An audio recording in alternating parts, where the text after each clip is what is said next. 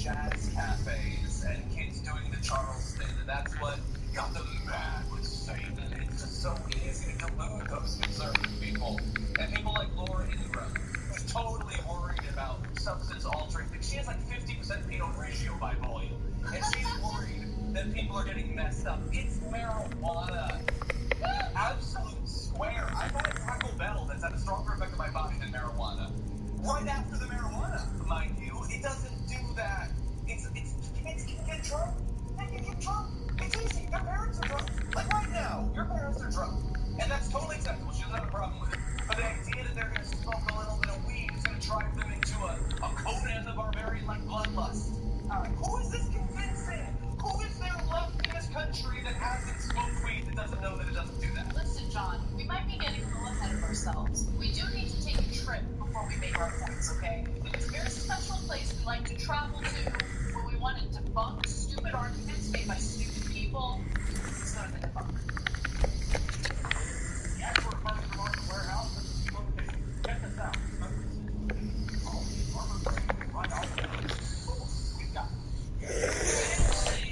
Republicans will be having trouble in the Senate trying to rig the game. Shows how they're going to do it, but you think they know what the United States of America are not racist.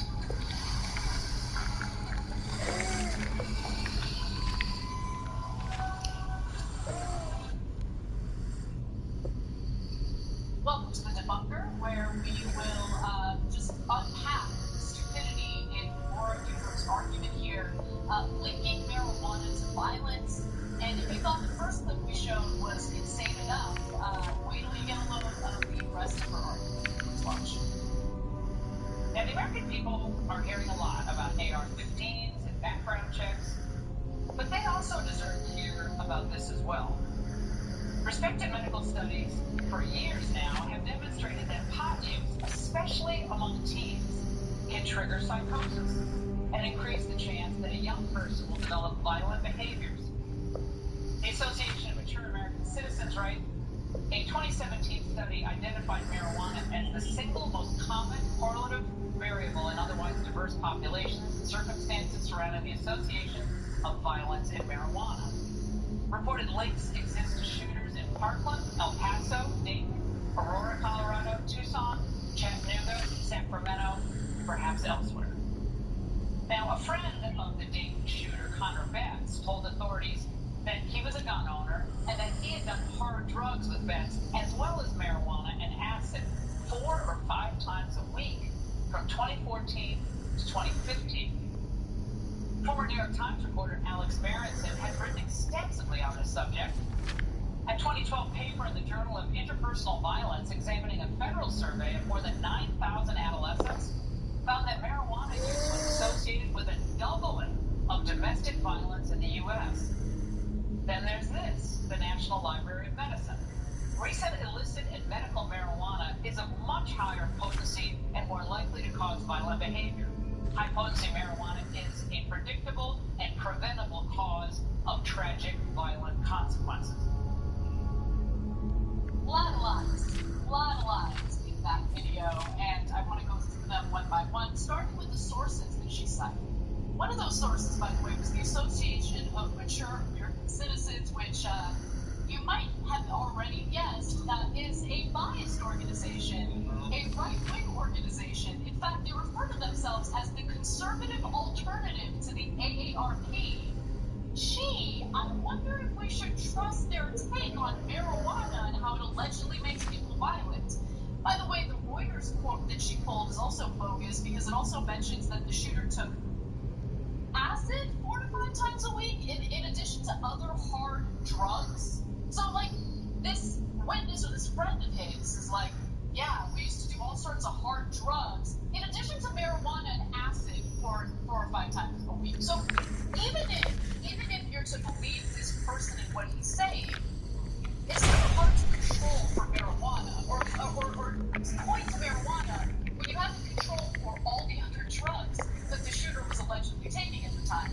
And then finally, and this is the last thing I'll say before I go to you, John, the study from the National Library of Medicine is mostly just a presentation of 14 individuals who acted violently while under the effects of marijuana, but it also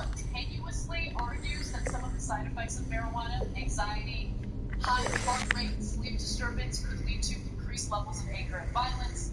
And Alex Berenson, as you mentioned, she loved to point out that, like, oh, former New York Times, employee, a million years ago.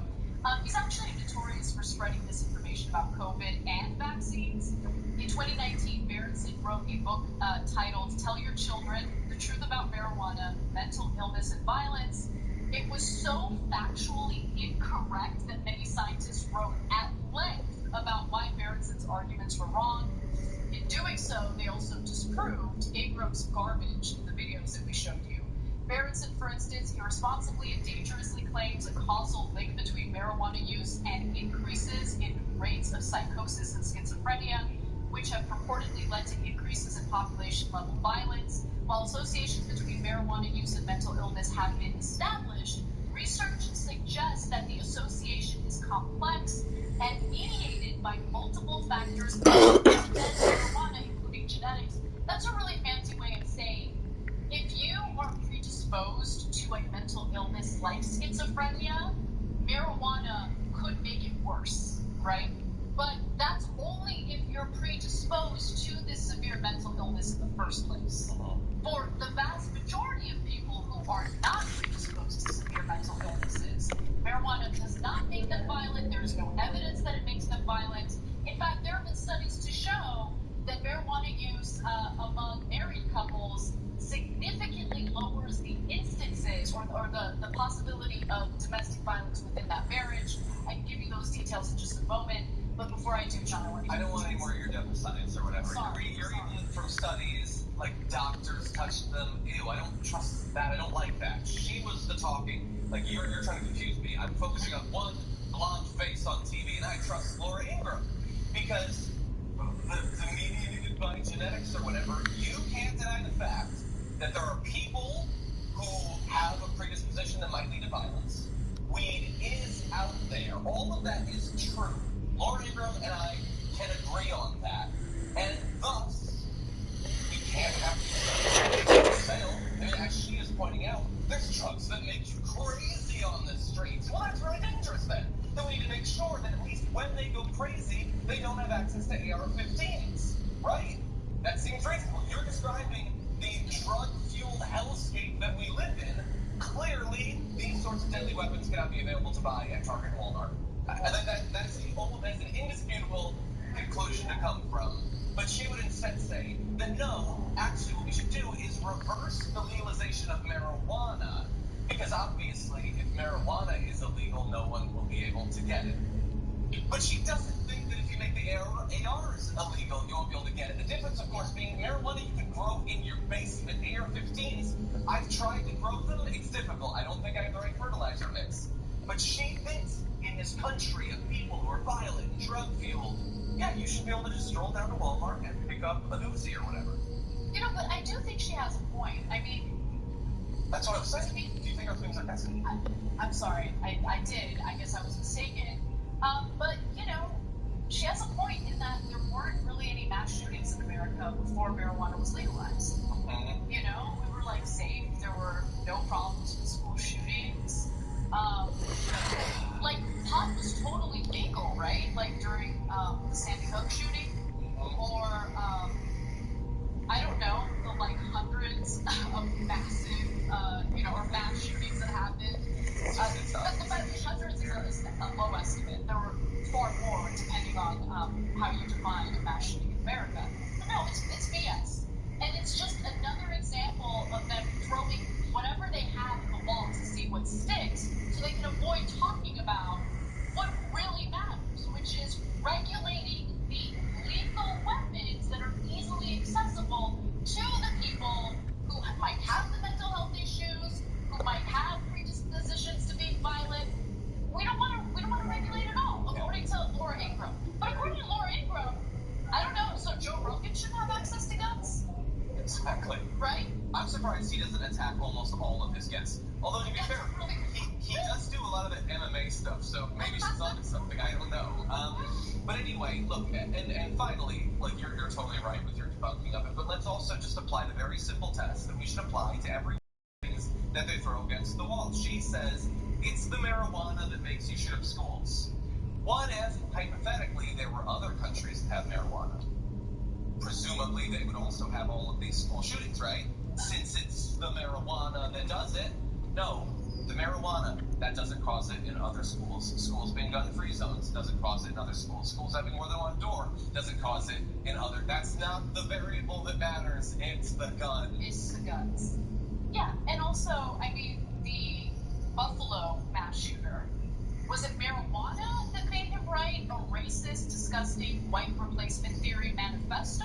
Or was it, I don't know, outlets like Fox News that spew that conspiracy theory and egg on all sorts of crazy people across the country who are, like, terrified of being replaced by people of color? Yeah.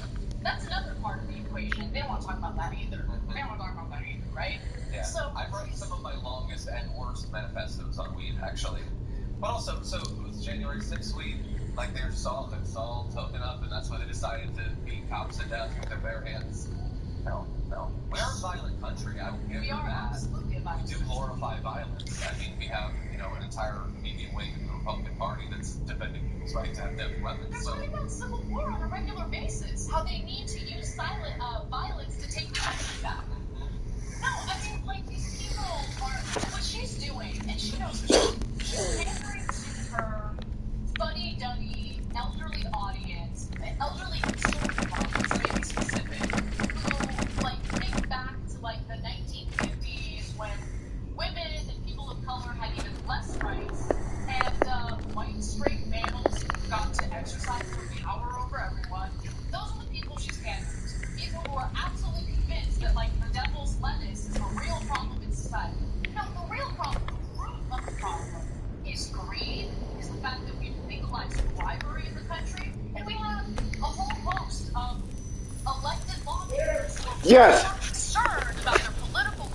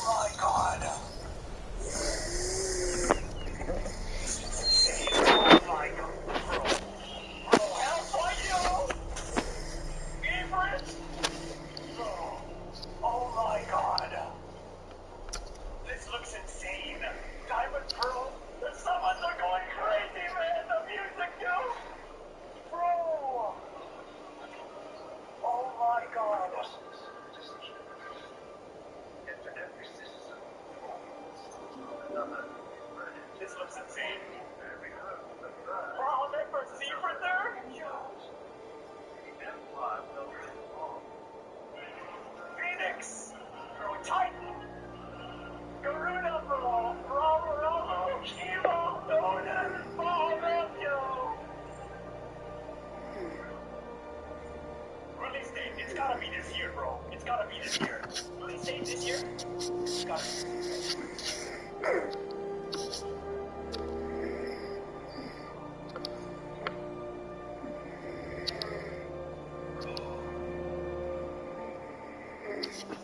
Oh my god, 2023! I'm first I thought it was summer of 2023, throwing pumpkin on 2023! God damn! Okay. That's it, man. Wow, okay. Damn. What a strong ending. Nah, this state of play was coded. This state of play was coded, bro. Absolutely coded.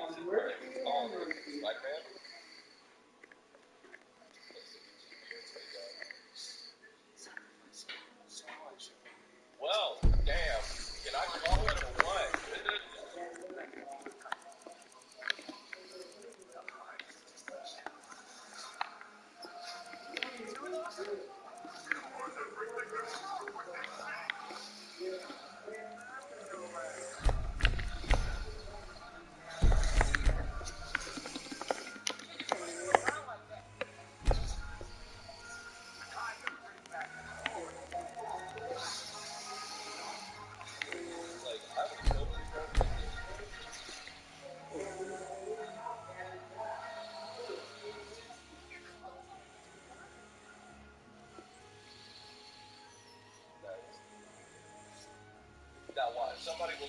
Oh, finally, Stray. Give me some more info. Give me a release date on Stray. Like, I was totally joking.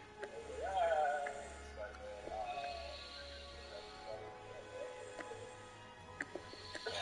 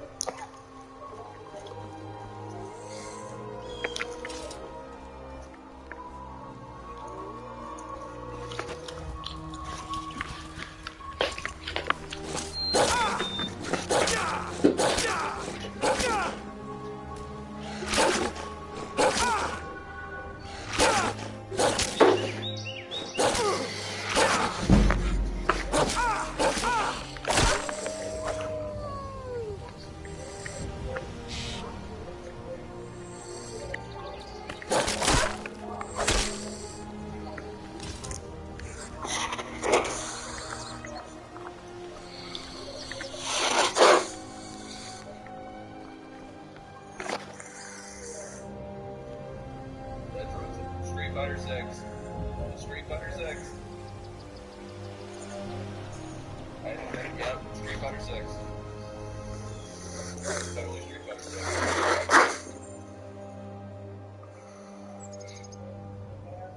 Yep, because there's Luke. When you go looking for strength, it's not like a game. This journey doesn't have a limit. Okay then, ready to begin? Is this the game that brings me back to Street Fighter? Like this. Hit the streets.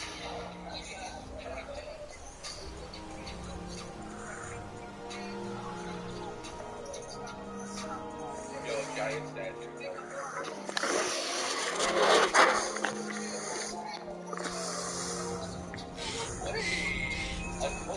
What? Yo, open world Street Fighter with a creative character?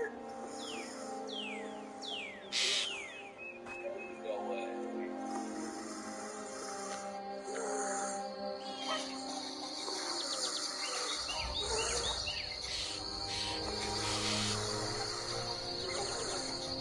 Looks like you is the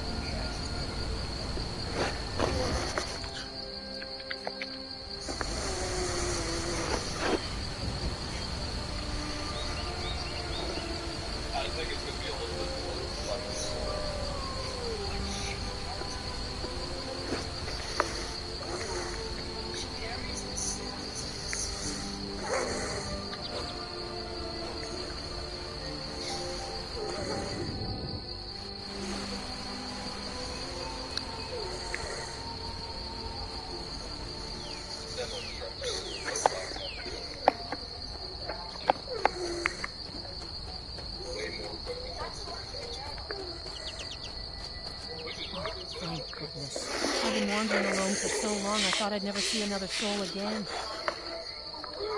I was kidnapped by these bandits weeks ago. They locked me up in the towers near Mistwatch. I managed to pick the lock and slip out while the guards slept, but now I'm completely lost. Can you help me, please? Oh, thank you. But I should be fine now that you've shown me the way. But those bandits have to be stopped.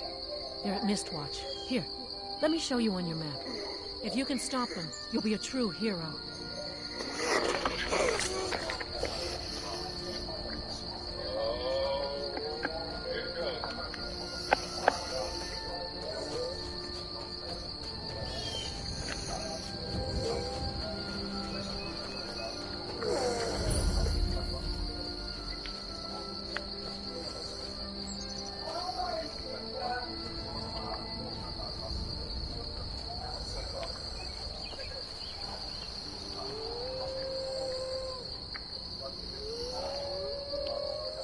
I'm just a poor old woman, dear. No need to trouble yourself with me.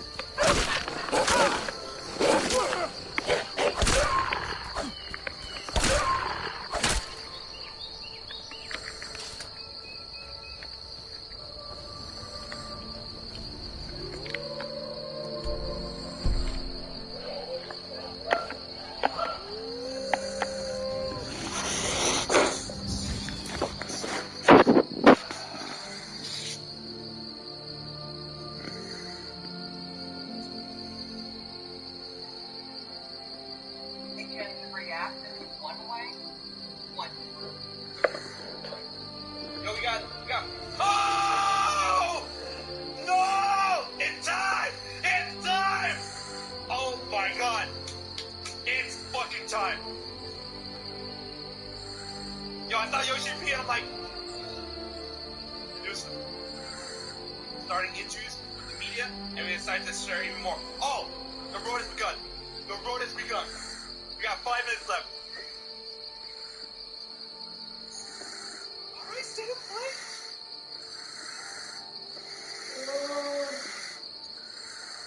I'm logging a text. I'm sorry. I'm sorry. Trailer, right? I'm sorry. The trailer. Yeah!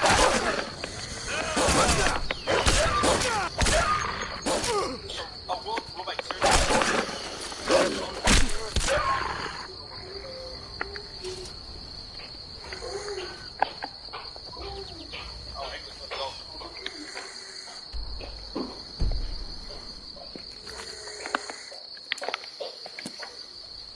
those that carry the mark of the summons.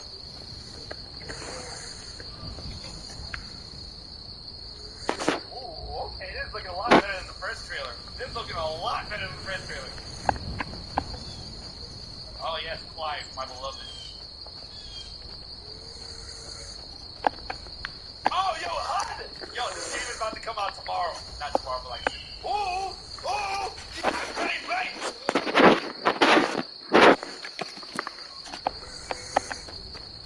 Hey yo! Alright, so a summon. You have 3 summons there. It's like, okay, choose this summon to like draw power from. Oh. Rated M for mature, baby. Oh, Shiva! Alright, Shiva. Phoenix. Oh my god. Yo, who's out here firing lasers in this like... Oh. Yo, Bloody was it a... Okay. Let's go! Oh, there goes...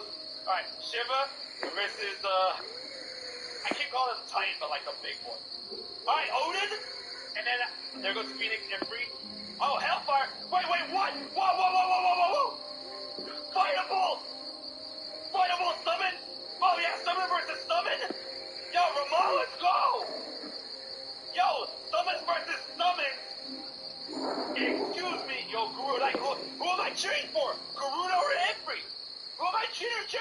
Odin? Shiva or Titan? What am I cheering for? Yo, Bahamut. Oh, nah, if you're going against Bahamut, you're losing by default. Phoenix, Titan are the summons. Garuda. Oh, alright, Rama, Shiva, Odin, Bahamut, and Priest. Everyone who carries the mark of the summons. But how does Clive draw his arm that though? Yo!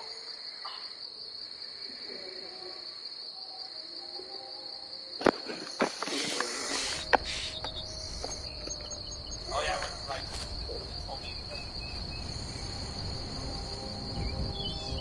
Bro? Summer?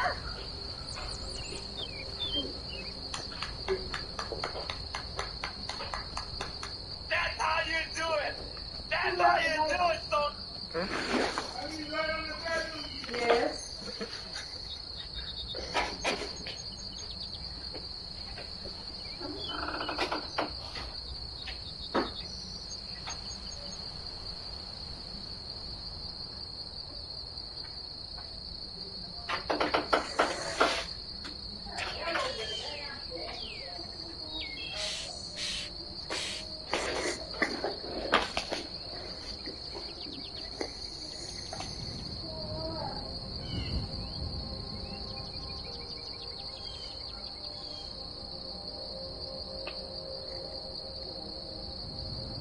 Man, I tell you what, it feels good to be back in the pilot. Man, I tell you what, it feels good to be back in the pilot. What's up, guys? Welcome back.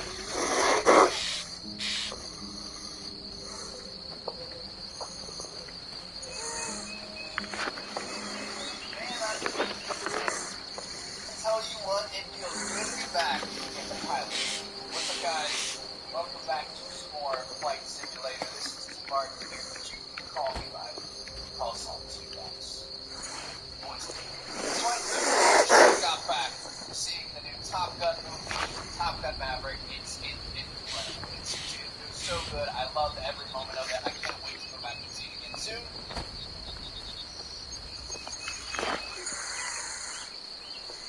Man, I tell you what, it feels good to be back in the pilots. What's up, guys? Welcome back to some more Flight Simulator. This is T-Mark here, but you can call me by call sign 2 guys. So I literally just got back from Top Gun Maverick. It's so good. I loved every moment of it. I can't wait to see it again soon. And it's got my blood pumping. I want to fly an F-18 faster and better than anyone ever has before, and we're definitely not that good, but we're going to pretend like we are. So we are here in Microsoft Flight Simulator. I missed this. This is still one of my favorite series we have ever done. We are going to be checking out the Maverick activities. This is a free update. It actually came out last week. I was traveling for Memorial Day, so unfortunately a little bit late here, but I hope you guys don't mind. And we've got challenges. We've got FATE training. We're going to go for the high performance takeoff, bridge crossing, and this is as this is so good. I haven't seen the original Top Gun in a very, very long time. Like I'm talking probably 10 plus years. We watched it last night, so I watched it on the couch, and then we went and saw the movie today, so I'm Fight with us and you'll have stories to tell. I was always told.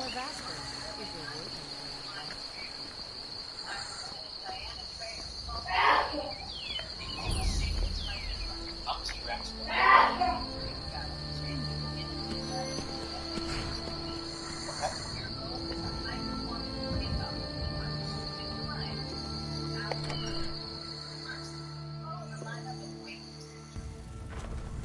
Line up and wait procedure. Here we are. Welcome to the FA.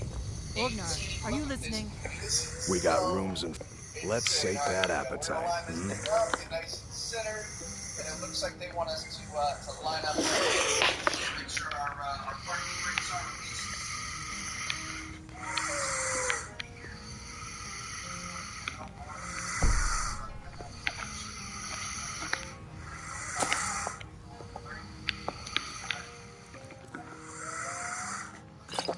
Hard not to. The ale is going bad. We need to get a new batch.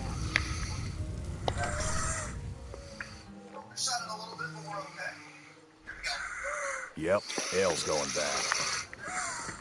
Jet center, let's go. Time to power up. Time to go, baby. Let's see if this bird can fly. Max power. Well, one of us has to do something. I said no. No adventures, no theatrics, no thief chasing. Well, what are you going to do then, huh? Let's hear it. Here we go. We are done talking about this. We're out of here. Oh my Customer. Sorry you had to hear that. Well, I don't know what you over. The Riverwood Trader is everything you... I think I have a few old spell books laying about. If you want more, you'll have to go to the College of Winterhold. We are already past 300 knots. We're going to go up to 45 and off. It's about here, right?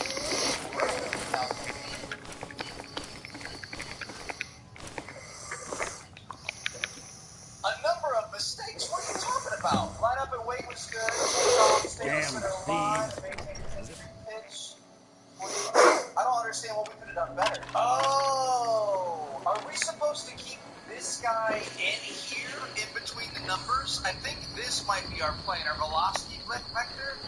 I think that might have been our issue. Okay, I'm feeling confident here. We're gonna be fine. Sorry, man. This is my first time in this jet, so you're gonna have to forgive me Need a for any room? sort of Talk to Delphine. issues we have. I am a student pilot here, but we're gonna make it work. Let me line up right on this center line. Stop right on top of it. There it is. You're that visitor been poking around. Just gonna keep this thing nice and center. I don't suppose I could convince you to Power take care of it now. on the full power. Gonna hit our afterburners. Gonna keep her nice and perfectly centered. I mean, it looks like a little plane there. I think that's what we want to keep. Take off, and let's put that guy on 10 degrees. Save your velocity vector at 10 degrees on your pitch scale. Your velocity vector at 10. Perfect. We got rooms and food. Drink too. I cook. Ain't much else to 45, tell. and we're supposed to keep that there. I was putting it in between all of our little numbers. A little high, a little high, a little high. Get it down there. Let's go. There it is. Woo! That's what I'm talking about, baby. A perfect score. T-Rex. Double checked the recording, made sure everything was working since I haven't played this in a while. I boosted you guys up a little bit on your angle. I feel like this looks better. Somebody should have told me I look more like Mike Myers than any sort of a You two must be hungry. Sit down and I'll get you something to eat. They didn't have green. I wanted green. They didn't Now have then, Amazon Prime. So here we go. what's the big This mystery? is the Ridge What are Crossing, you doing modern air here combat looking like you pilot lost safety an proficient argument in a with a wide cave variety of bear? flight, including I low don't know level where to maneuvers start. to keep You know the I jet was assigned to General range. Tullius' This skull. exercise requires We will a stop ridge in crossing hell maneuver using when clouds we were and sea to attacked simulate by a dragon. pitches. Try to roll and maintain A between dragon? 90 and 180 That's degree, ridiculous. ideally 135. You aren't drunk, All right. are you, boy? So we're simulating a moment where they Husband, let him tell his story. Not much more to tell. This dragon flew over and just wrecked the whole place. Mass confusion. I wish I had a Top Gun. I don't know if anyone else got out alive. I doubt I'd made it out myself if not for my friend here. I need to get back to Solitude and let them know what's happened. I thought you could help us out. Food, supplies, a place to stay. Of course.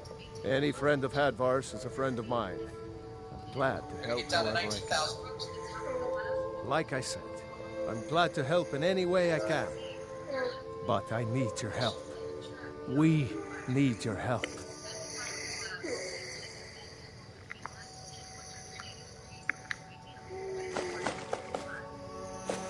What are you talking about a bank angle? Is that like this? You want me to go upside down, or what do you want me to do here, ma'am? You're using all these The fancy Jarl pilot needs to terms. know. We need to get word to Jarl Altmer from White to send whatever soldiers he can. What did it look like?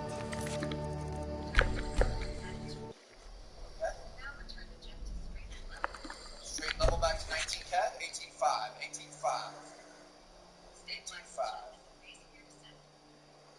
Will do. I mean, we could have been a little bit smoother there, but it wasn't the worst thing in the world. You did well, and you'll do better next time. There's always room for improvement. We'll take a B in our first one. We could have improved the across the ridge line to sit down as fast as possible, get back to your course. I mean, we were pretty solid there. So I'm trying to think. 135, 90 degrees would be one quarter to the side. 180 would be upside down. It doesn't want us upside down. I think it wants us about here.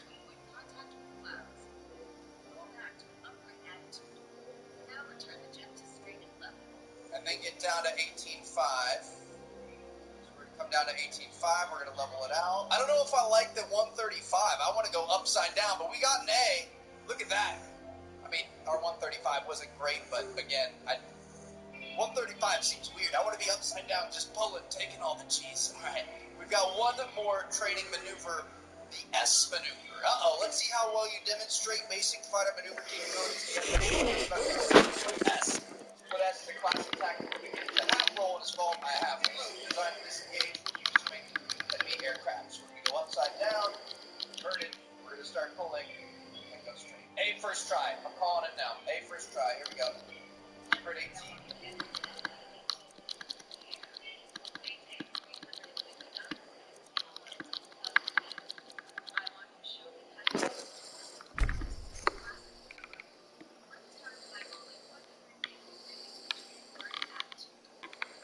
Well, we're not going to get it based off the 350 knots. We're inverted here. Pull straight back, straight back, straight back, straight back. Oh, shoot. Okay. All right. We're all over the place.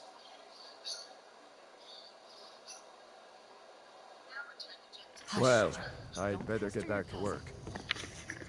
This might be tougher than we thought.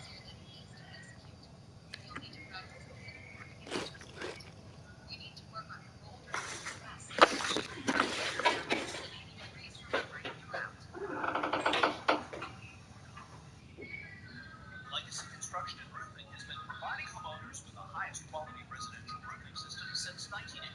We're your trusted choice for all your roofing needs, including storm and hail damage assessments, roof repairs, insurance claims, siding, gutters, and screens. Call the Triangle's most trusted roofing company. Legacy Construction and Roofing is A+ rated and Gold Star certified with the Better Business Bureau.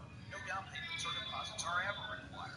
Please visit us online or call us at 919-677-1991. A caring man took a walk. He saw people suffering. Anxiety ran high. Hatred rose. I'll prepare a feast and bring them together, he thought. But some refused to join in. He was heartbroken because he wanted everyone to be filled, not with food and wine, but with compassion.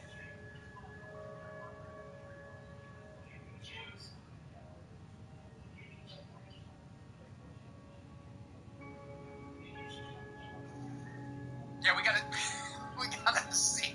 I mean, we kind of turned it around.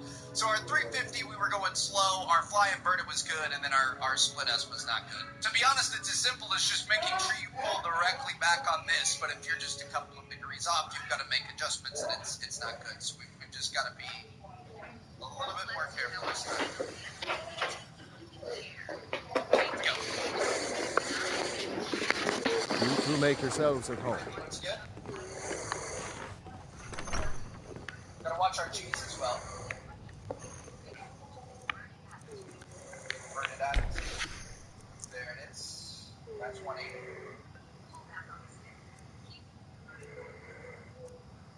Good fluid. Don't pull back as hard.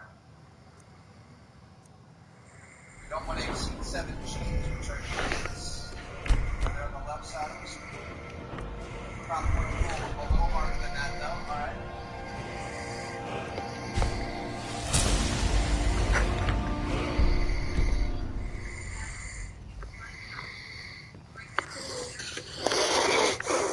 I mean, we got really close to the ground, but I think we might be okay. That's an A, yes. Let's go. Look at that. My goodness, your boy is ready to land on an aircraft carrier, I think. So we've got some low flight challenges here, and I definitely want to check these out, but I'm thinking maybe put those in a different video. I'm thinking just go straight for it. Here we go. Landing an FA-TV safety on a carrier is one of the most demanding skills in aviation. That are entitled to landing challenge requires precision and tools on the approach. Landing carrier is one of the best of the best. Must be done for instruments. Capture AOA or indicators to the land. So on the engines here, we're slow, we're here, fast, we're here. The walls of the carrier indicate your position navigation on the glide slope.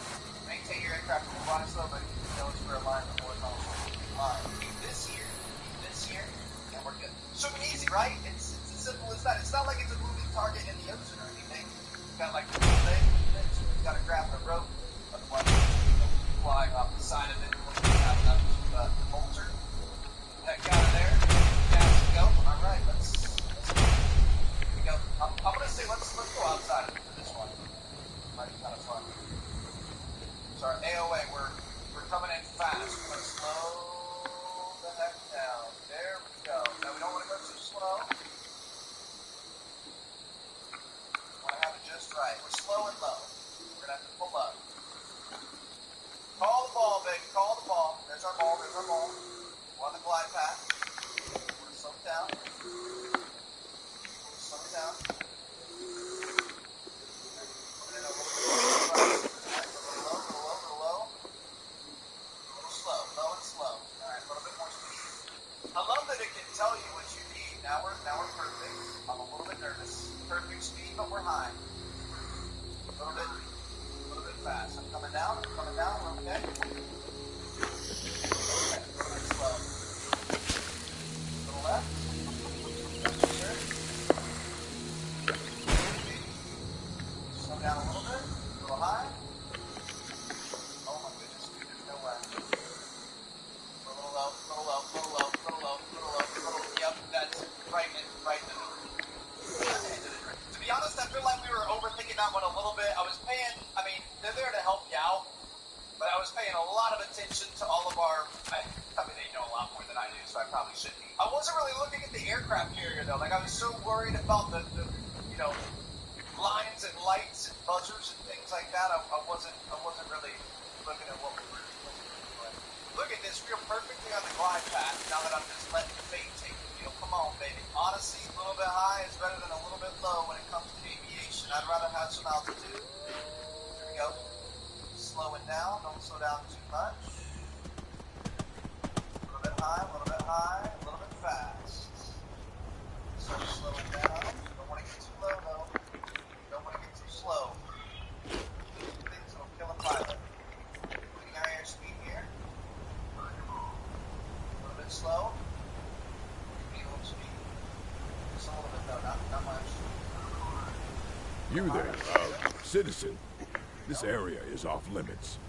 You're interfering with imperial business. Yeah, so you'll have to pay us a fine. Say, 100 gold. Pay up, citizen. Let her fall to the earth. Here we go. Bro, there's no way. Fine. If you can't pay with coin, you pay with your life. Goodness, come on! There you are. What happened? We're really level. I think we had a level we're at a little bit. We definitely came in looking like this. So we're not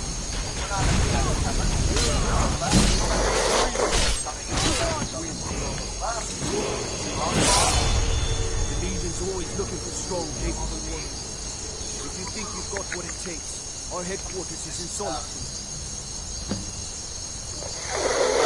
Stormcloak rebels. Keep an eye out for Stormcloak spies. Go high.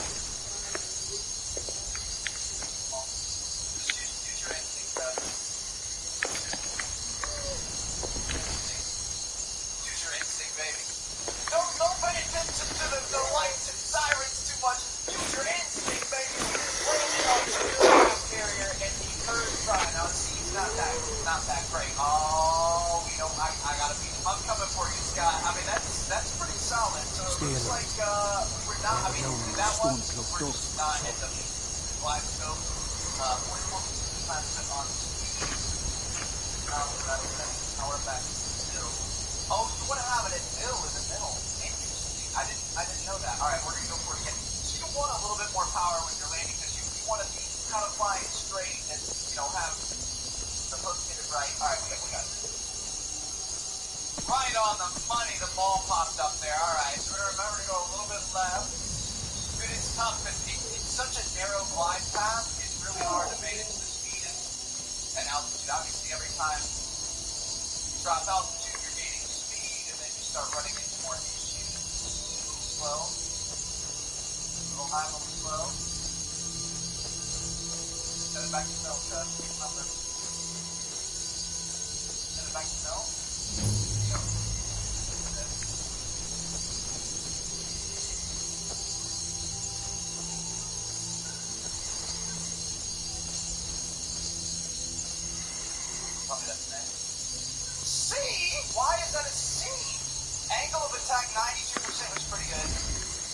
sending power back to Bill upon touchdown. I'm pretty sure Bill is right in the middle. Our glass got a little bit here. Alright, you know what? Anyone can do it from the outside, but we are going to be doing it from the inside. Let me see. Let me look at our throttle here. Where is Bill? Bill is right in the middle. Yeah, I reset it to Bill. Come on. I definitely did that the last time and it didn't give me any credit for it. Well, I have a feeling it might be easier to land inside. I was a little bit worried about it, but I feel like we have a better lineup. We are perfectly on the ball. A little hot though. We're low. Need something?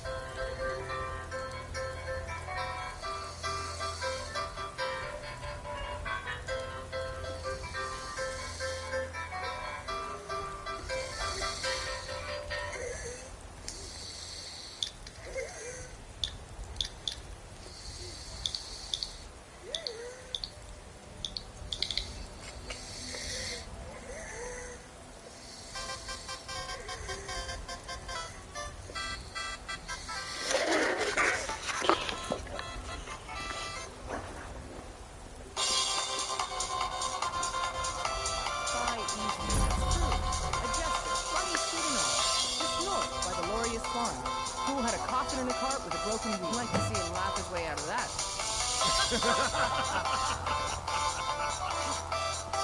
Well, sounds like you've had quite the journey.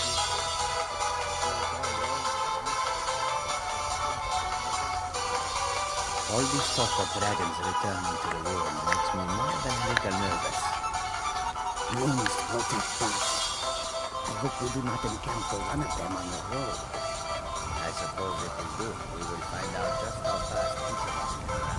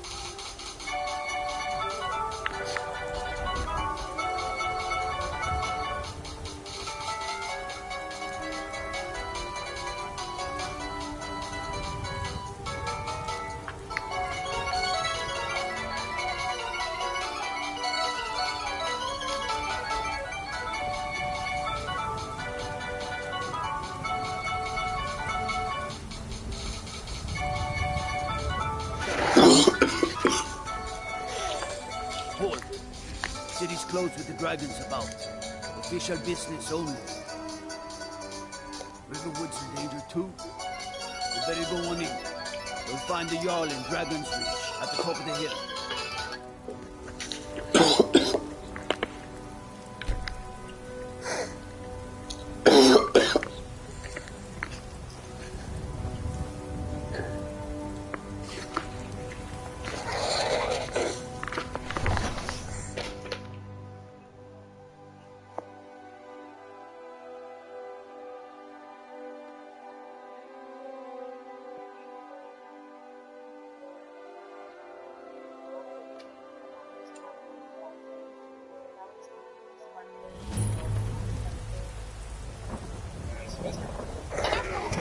That the majority of Americans are actually in favor We'll of pay whatever it takes, but we must have more swords for the Imperial soldiers.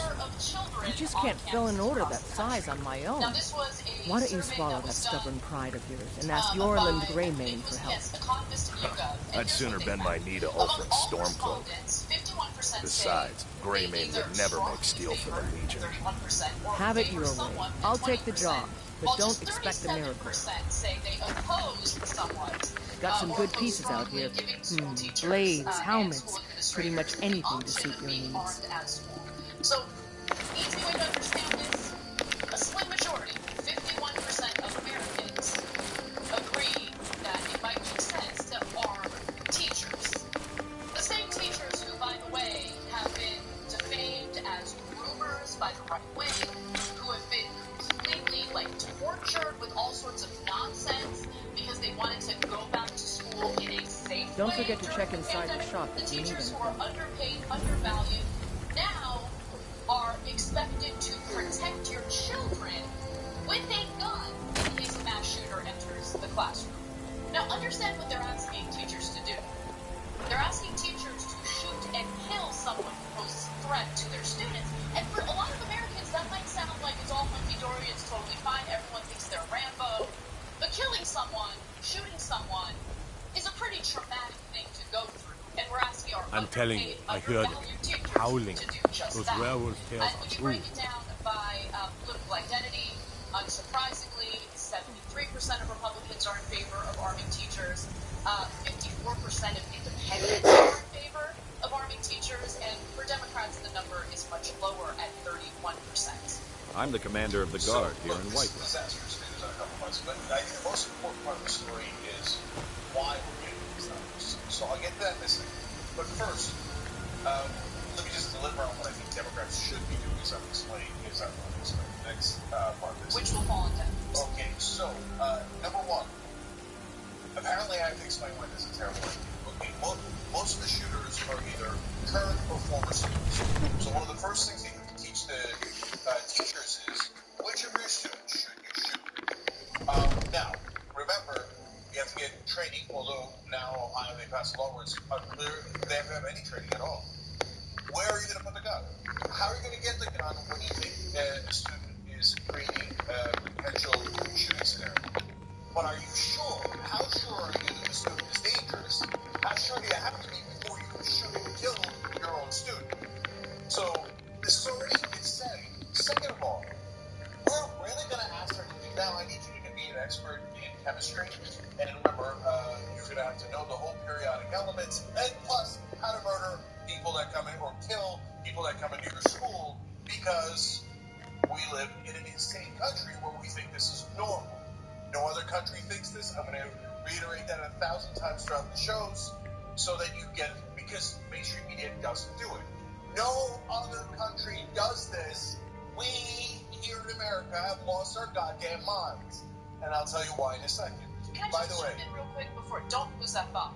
Also, let's not forget, when police respond to the mass shooter and they enter a classroom and see one person, a former student, with a gun, and then they see the educator with a gun, are they definitely going to... Very well. I got it.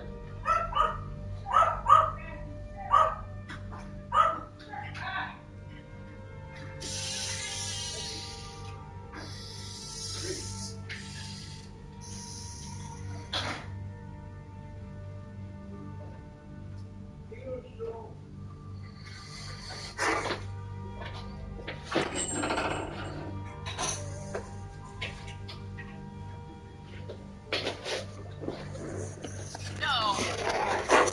Right, because the teacher is also risking his or her life in having that gun in his or her hands as authorities respond to the mass shooting. So that's also a huge risk that we're asking teachers to take on if this is what we're going to do in lieu of common sense gun regulations. Come to Which Dragon's obviously Reach. in a country that endlessly I had disappoints you me figured is for likely me. going to happen. I think you'll appreciate this. We ask Marines to do hundreds of hours of training, by the way, every year, in guns and weapons safety. But teachers, we're going to say, yeah, maybe 24 hours in Ohio, maybe not. Yeah. Training. And off you go. And by the way, I hope your aim is good, because you could also kill other innocent students. And I hope that you're a responsible person that locks away the gun in the right place and doesn't leave it out, because otherwise it's going to be easier for the school shooters. They just pick up the teacher's gun and start killing everybody in the class the minute they're angry. Okay, now, 95% of teachers are opposed to this, but it doesn't matter. 95% of politicians who take money, or 100% of politicians who take money from the gun lobby, don't give a damn what teachers want or what's going to keep kids safe. They think, where's the money, Lebowski? Okay, and let me ask you this, though, before we get to the why this is happening. So we're going to arm teachers because of school shootings. Well, we just had a shooting at a hospital in Tulsa yesterday. 5 dead. Should we arm the doctors, too? Arm everybody. Arm everybody. Because that's the solution, right? According to the gun lobby, which, of course, is working on behalf of gun manufacturers, the solution to gun violence is more guns, because more guns, of course, translates to more profits for the gun manufacturers. Of course, more death for us, more fear for us, but hey, more fear is a good thing, Jake. More fear is a good thing. That means more gun sales. You guys see how this works? You see how it's not about actually saving lives? How this is about exploiting one tragedy after another to sell more guns. That's what this is about. It's not about a common sense solution to stop the carnage. It's not about that. Yeah, and so there's an estimate that if you had to arm every teacher in America, get gun manufacturers an extra $3.5 billion at least.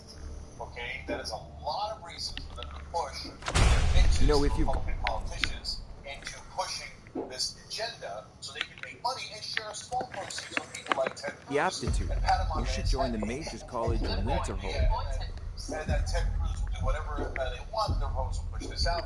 By the way, they need to arm the doctors. That's another $3.5 billion. The nurses, another $3.5 billion.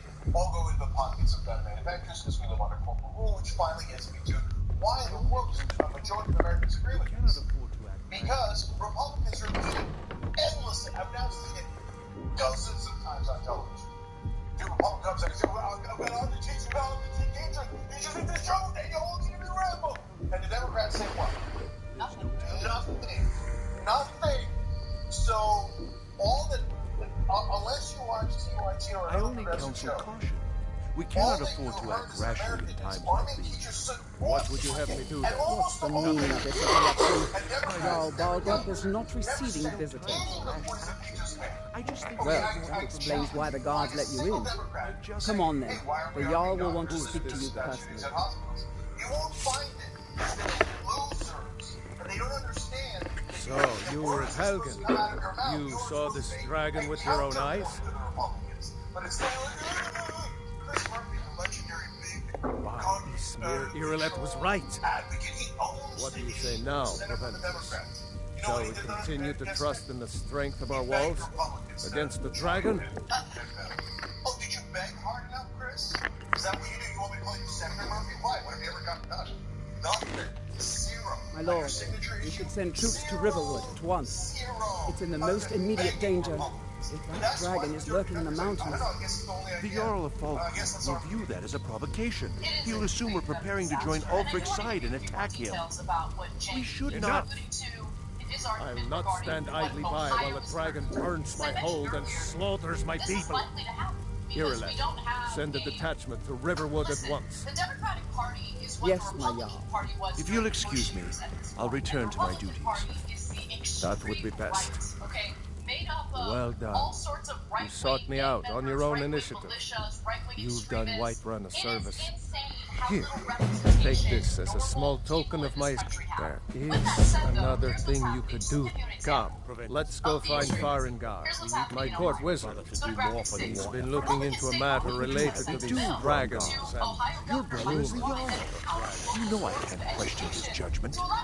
I'm not asking you to defy the Jarl, just to open his eyes.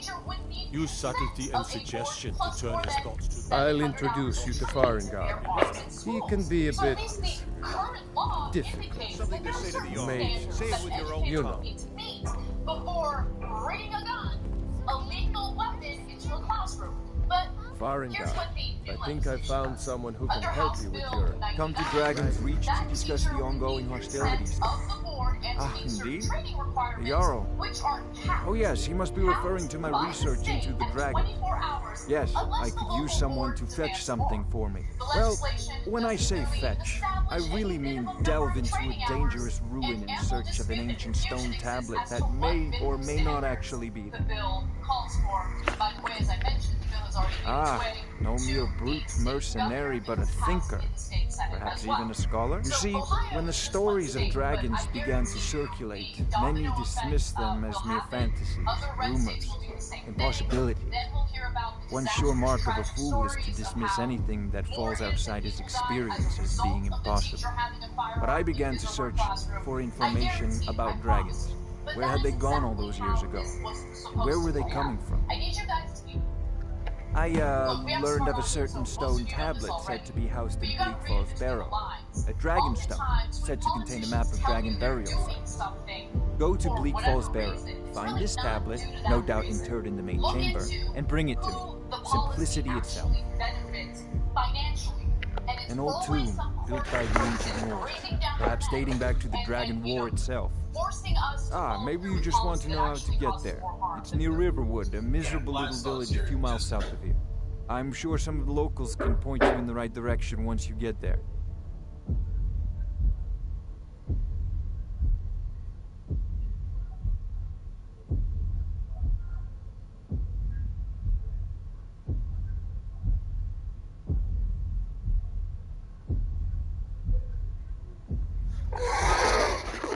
Well, we must preserve some professional secrets, mustn't we?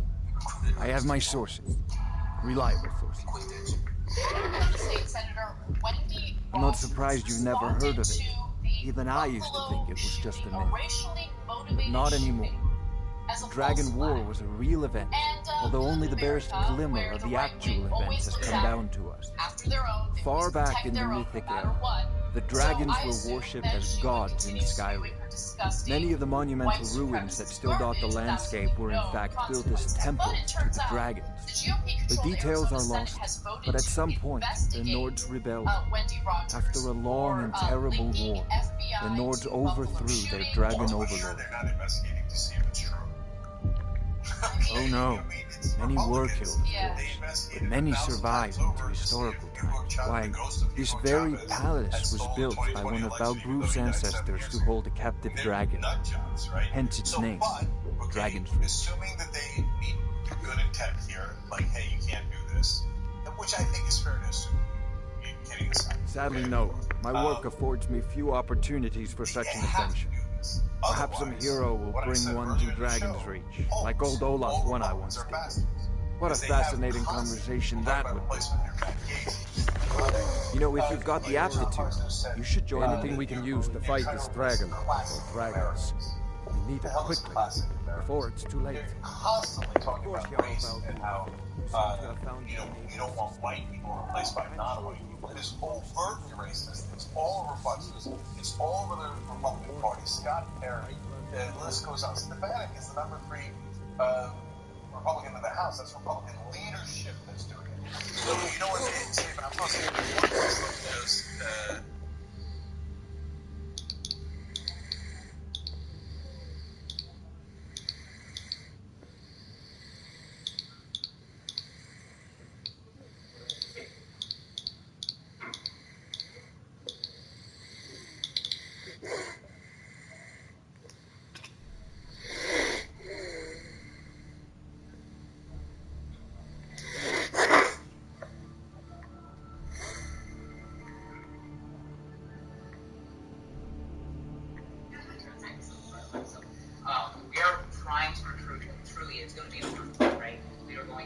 more lawyers. We're going to have more lawyers that assist in our industry, because that's where it's going to be fought, right? We're going to have lawyers that work early to build relationships with different judges, so that when that happens, we're going to have.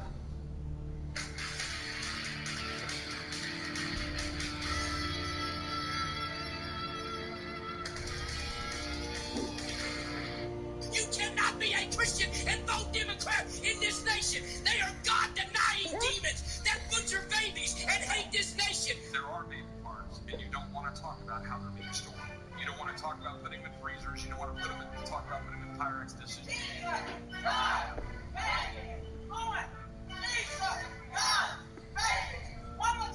America is a Christian nation founded by Christian men, and we intend to keep it that way. How long until mainstream Christianity is deemed domestic extremism? Genitals, I don't care if you're black or white, are a...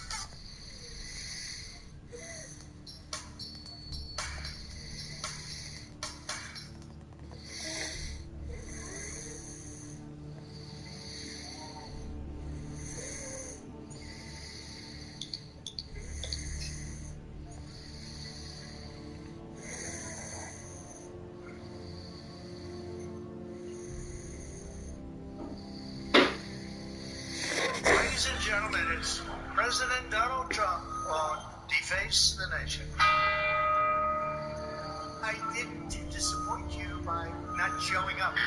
Is there a substitute for lead? You people are better at this than me. This is not about virtue or cycling and signing. Sure, I have my NRA card. I say, okay, good. What else is new? I was proud to receive the earliest endorsement in the entire history of the NRA. Yes, it's Trump card. Thank you very much. Charlton Heston. Russia and China. Goggles, new things. We gave them the best border ever, and they turned it into the worst border nightmare of all time, and they don't like dogs. You know that. They don't like dogs. They don't like them at all. There's no win here for anybody. Nothing was given up by Trump. We really like Trump. An out of control lunatic. He will be eternally damned to burn in the fires of hell. This is a sad day.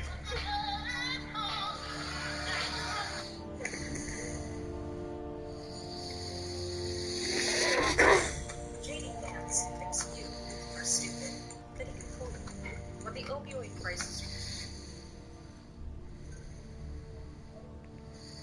I just want to understand why you do not think that guns are the problem.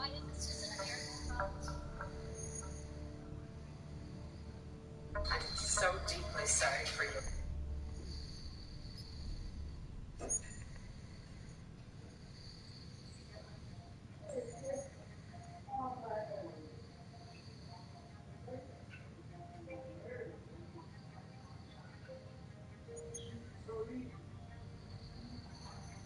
Pass the mic to Lieutenant Governor Dan Patrick.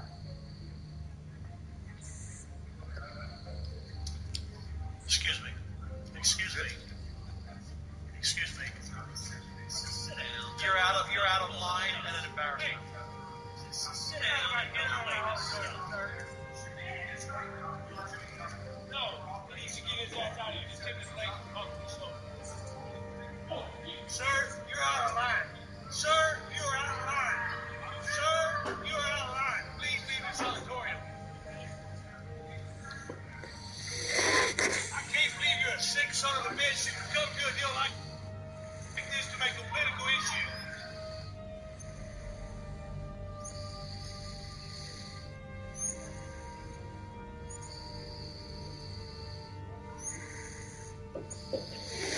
What's the word to describe Elise Stefanik? Climber, ruthless, a Harvard-educated schemer who never let a man.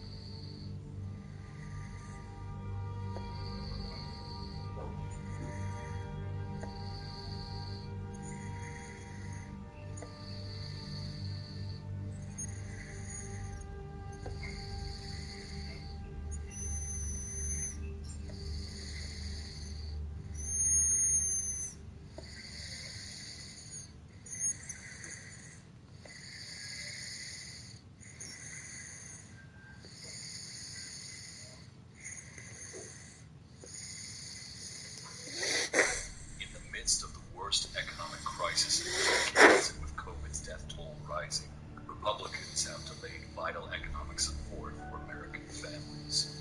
They don't care that tens of millions of Americans are out of work, struggling to pay rent, and that local food banks are straying to the brink. Times have never been harder, and people are hurting. What's the delay? Mitch McConnell wants to protect big companies who are taking advantage of the COVID crisis by giving them immunity from accountability.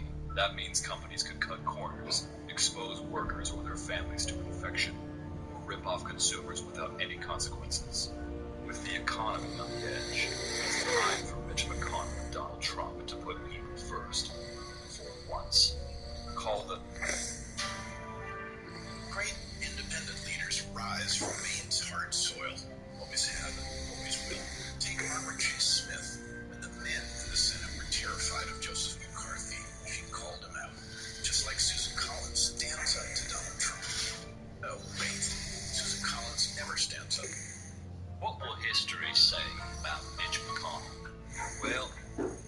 most of his time making deals for himself, not so much for Kentucky. Mitch didn't have money when he went to Washington 35 years ago. Today, he's one of the richest guys up there.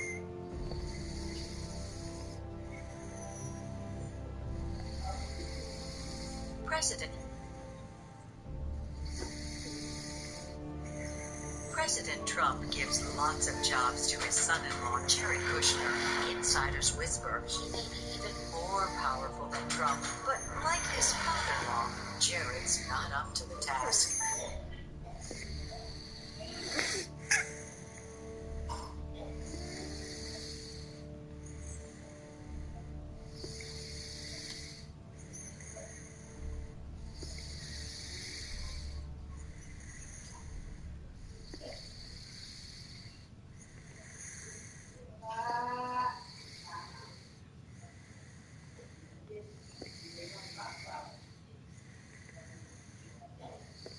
Justice Clarence Thomas is compromised. On January 19th, 2022.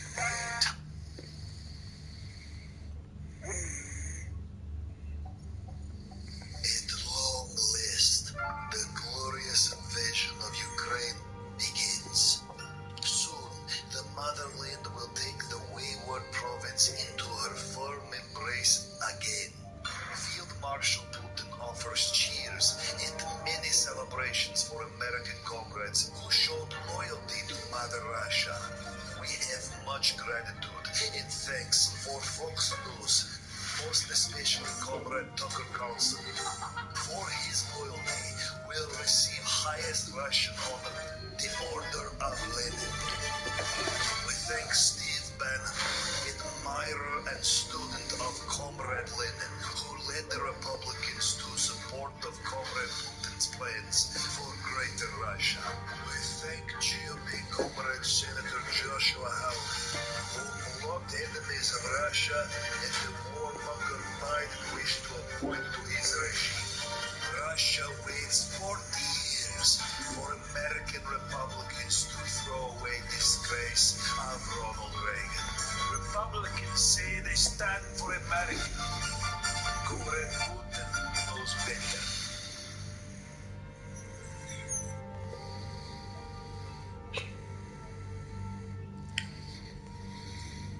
You know, the people of Crimea, from what I've heard, would rather be with Russia than where they were.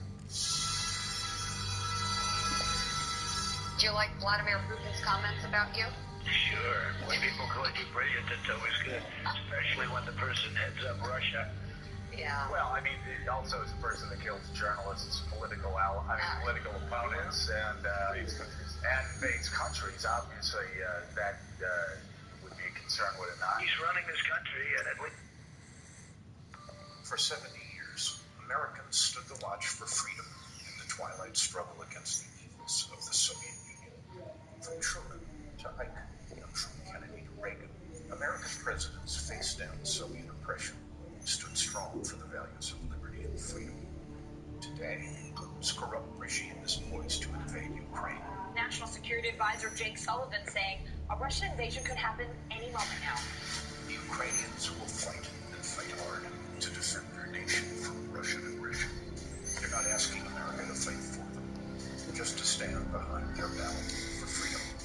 By refusing to give in to Putin's threats and demands, President Biden is showing the same strength John F. Kennedy and Ronald Reagan once did. He will not regret economic consequences for being devastated. America, once again, stands for.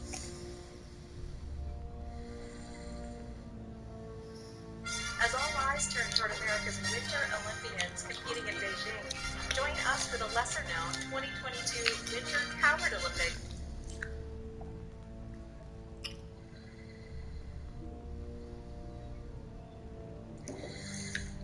The vaccine is one of the greatest achievements of mankind. We would have had a 1917 Spanish flu, killed perhaps 100 million people. Actually, it ended the First World War because the soldiers were so. A lot of people don't know that the soldiers got so sick. It was a terrible thing. There were no vaccines. There was no anything. I came up with a vaccine, with 3 vaccines. All are very, very good. Came up with 3 of them in less than 3 years. Take 5.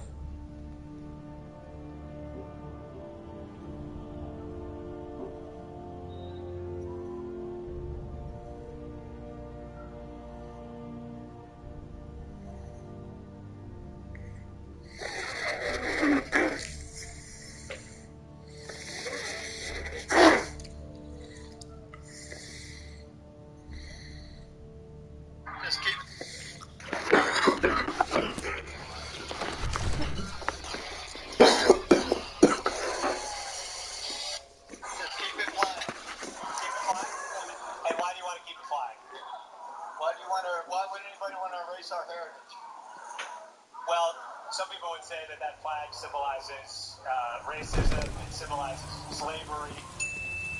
Yeah, but maybe people really, really like slavery. And they might have some valid. That's their opinion, you know, they're welcome to their opinion. Are you pro-slavery or against slavery? I have no comment. Thank you for the interview. I'll give you one more chance to be pro or anti-slavery. No comment. I know your family's honor is important to you, but we can't afford it. Give me your money. All right, well, there you go. No comment. I don't have any money. You better give me 5 seconds right now. That was Jason Selvig from The Good Liars at the NRA conference, where he gave an obvious racist, literally multiple opportunities to say that he's against slavery, but he just couldn't get himself to do it. Yes, House Because guess We'll what? leave immediately. There are people in this country Just us against the dragon. Is that it? I can't afford to send anyone else. We don't know where the That was at dragon the is. NRA conference, Your main job will be which to keep an actually eye makes a lot of sense, and I'll get to the details of why I think that in just a moment. But Jake, I mean, some people might watch that video and find it shocking. I watched that video and I think it's just We'll enough. keep Riverwood safe. You can count on it. Let's move out. Time for waste. Yeah, heritage. What part of the heritage? See, that guy just made it clear. At least he's honest. Yeah, the slavery part of the heritage. That's the part I liked. Where my loser ass felt like I was above someone. Even though I actually told them the fields too, and the rich people had the mansions and the plantations, etc. But I was made to feel better because I arbitrarily was told my skin color made me better than someone else. And like a you, I worked my ass off and got nothing. And by the way, the white people that were in favor of slavery, and apparently still are, some of the ones that are, all lazy farmers. Never wanted to do any work in their lives. So they actually kidnapped other people and made them do their work for them because they're lazy and they're savages. That's who that guy right there is a savage. He thinks, oh, I'd rather whip somebody, I'd rather kill someone, I'd rather lynch someone than do my own work. Because he's a bum. He's a loser. And that loser thinks he's superior to other people. I mean, what are we going to do with people like that? You can't do anything. And look, that man, that elderly man wearing the Confederate flag shirt, refusing to condemn slavery, he's someone's grandfather, someone's husband, someone's father.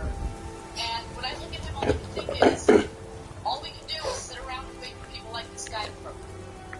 It's the truth. It's the truth. It's the truth. Okay? Bane of our existence, people like this. So all we can do is hope that people like him, people of his ilk, just leave this earth finally. And based on how old he is, it doesn't seem like it's going to be that long. Yeah, but but they have a whole new supply now.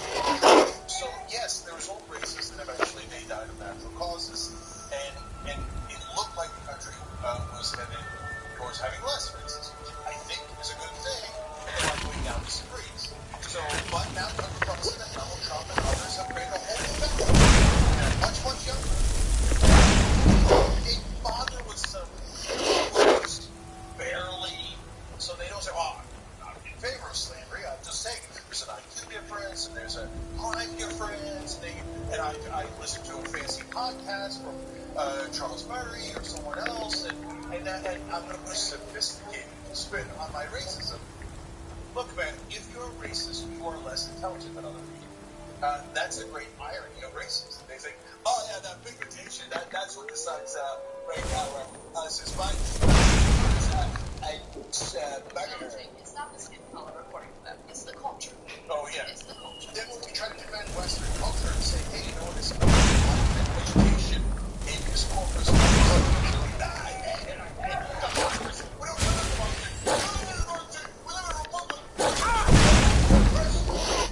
but the cornerstone of Western civilization is democracy. Okay, then, alright, then you're a vicious, stupid racist. I got it. And do you want me to have sympathy for that old geezer? Is that what you want? He wants black people enslaved in chains and supposed to have sympathy for him? So if you're a family member, just get him some goddamn help, man. But honestly, you gotta get 40% of the country help now. They almost all the Republicans have a slightly different version of that line of thinking. And then one of these things, also the same code word that he studied on heritage. You can't erase our heritage. That's the whole critical race theory nonsense about it. Can you imagine if you flaunted a heritage of losing, of being traitors, losers? Yeah. That's what you're proud of? Like, how embarrassing is that? I mean, it's like people flying the Nazi flag in Germany go, whoa, you can't erase our heritage. It doesn't mean you have to celebrate the Nazis. Oh my God, did I just compare you guys to Nazis? Yes, I did. You literally would whip people, steal babies from parents and sell them like they were couch or furniture. You would lynch people and have a picnic around them. Did you do it? No, you didn't do it. There's no reason for you to defend it. And yes, it's in our past. But when you defend it, all of a sudden you own it. As if it's like a positive part of our heritage. You didn't need to do that. But you betray your own opinions, and you make it obvious where you stand when you say, that's a part of our heritage that we have to protect. No, you don't have to protect it. You protect it because you're a racist. So let's talk a little bit about the NRA conference, and more importantly, how the Second Amendment very much had legacy construction equipment has been 35 years the highest quality residential building system since 19. Part of the Second Amendment was really about protecting the right to own slaves, right? So there's a historian named Carol Anderson. She's actually written at length about this, and I want to quote her. She had an interview with NPR that you guys can check out as well, and she talks about how the Second Amendment was in response to the concerns coming out of the Virginia Ratification Convention for the Constitution, led by Patrick Henry and George Mason, that a militia that was controlled solely by the federal government would not be there to protect the slave owners from an enslaved uprising. Okay? So, in other words, if ordinary people, aka slave owners, don't have the right to bear arms and they just rely on the federal government to protect their right to own slaves, they might be in trouble. They might be in trouble.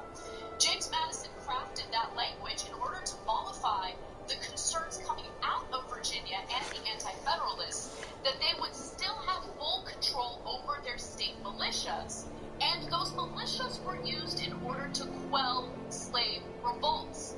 The Second Amendment really provided the cover, the assurances that Patrick Henry and George Mason needed, that the militias would not be controlled by the federal government, but that they would be controlled by the states and at the beck and call of the states to be able to put down these uprisings.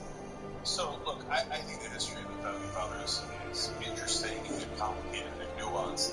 And I think as someone who did terrible things, they actually put forward ideas that wound up healing the country eventually, a long time ago. But Patrick Henry is an excellent example of how you should revere them without thinking it's wrong. So he's the one that said, give me liberty or give me death. And then later makes an argument for, no, I need to have guns so I can shoot the slaves if they try to escape and try to get to liberty. In other words, if they try to get to liberty, I will give them death. That's the same exact Patrick Henry. So, yes, guns were used troops in the South. That was their militias, literally. That was their militias. The North had different militias. And in the Second Amendment, it says, a well-regulated militia being necessary. And everybody just refused to. They can't speak English. So they're like, no, it doesn't have to be a militia. It literally says it. And by the way, they were originally slave patrols in Africa trade. And it says well-regulated. They're like, no, it's no regulation. You guys speak English? And you're the ones always saying, like, let's speak English.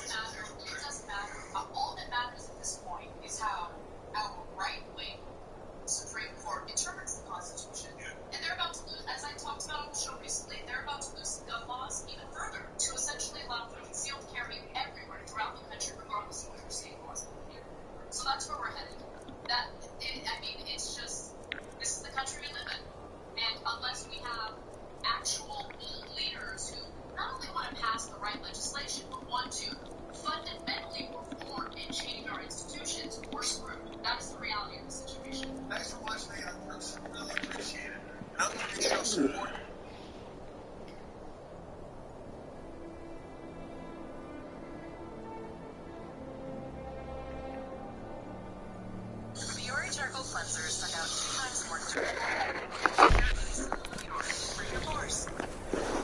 Oh, not getting into college with this score. I'm that score. The reason they're stressed is not getting in for free college. Test prep stress takes over. Huntington can help. Huntington Learning Center helps students improve grades and test scores before. Welcome to Planet Earth. She's got the toughest streets around, and if you're not careful, that mean old Missy won't hesitate to wash out the blood and decorate the sidewalks with cruelty. It's a tough world for the good and the moon and shadow of crime lurking around everywhere, just waiting to prey on those who are unable to defend themselves. If you don't have the tools to survive, it'll chew you up and spit you out like a wad of stale chewing gum. That's why we need a hero, a dark defender, a cloak in the night. We need the Spectre. New Delhi, India. Woman walks home from her late night job. She's exhausted. She can feel the bone-deep ache of 14 hours on a factory line, running herself ragged to support her weak hands back. She can barely stand. Really blame her for wanting to take a shortcut down that dark alley. It'll shave 15 minutes off her trip. She ducks in, clutching her purse tight, keeping her head down.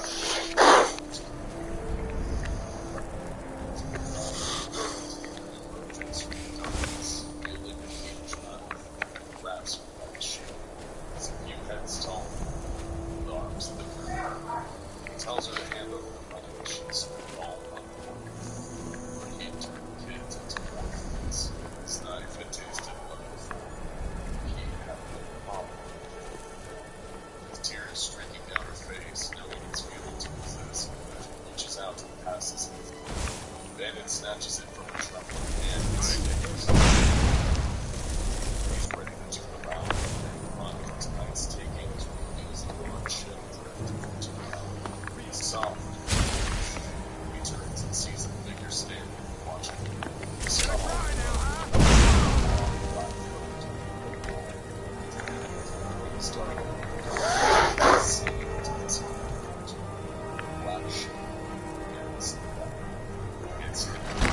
and that all criminals know and fear all over the world, even if they've never met him. The intrusive threat, the moment moving down and slipping into their minds, the second contemplate written in the wall. That is Spectre. Halt, evildoer. Spectre. You'll return this fine lady's money, or you'll suffer the consequences. Bandit feels the tremor of fear quivering within. That time, not yet. He charges the Spectre with his blade, slashing like a madman, with not a single hit lands. The Spectre moves perfectly away from every strike and effortlessly disarms the bandit with a perfectly placed whack to the wrist. The knife clatters to the ground. He discombobulates the bandit with an open palm strike to either side of his head, and knocks him out with a laser-focused headbutt. Crumples to the ground unconscious, and the Spectre breathes a sigh. Another battle won. This whole time, the woman has been watching frozen in awe. The Spectre picks up her stolen money and hands it back to her with a gentlemanly dot on his wide-brimmed hat. It really is just darkness underneath, unseeable, unknowable, living shadow. She thinks, and he assures her that it's all a day's work for a crime fighter like him. After all, somebody needs to do it. In a flash of smoke in the sky, the woman makes it home safely. London, England, a man lays beaten and bloody on the ground. 3 assailants surround him, circling like hungry wolves. One wields a long lead pipe, still slick with the man's blood. Another a switchblade that he keeps clicking in and out. And the third carries a handgun. Seems to take 2 arms before. The man on the ground uses cuts, a broken ankle, a broken wrist, 4 broken ribs, and some teeth. He's desperate to get free. He's here because he was forced into the war. He needed to borrow money from a dangerous man tucked away in a ditch in London's East End, the city's organized crime epicenter. The money he'd borrowed came with predatory interests that he couldn't pay back. Now he's paying the difference in blood to that same loan shark's violent demands.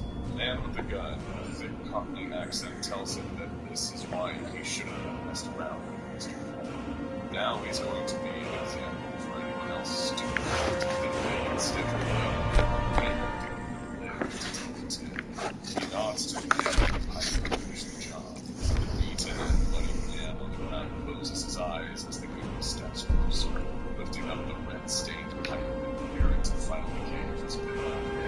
In the dark, he hears the whoosh of the pipe's downswing. The breeze hits his bruised cheek, but the pipe never connects. Instead, there's a chorus of gasps. The man on the ground opens his eyes to get a better look at what on earth is happening.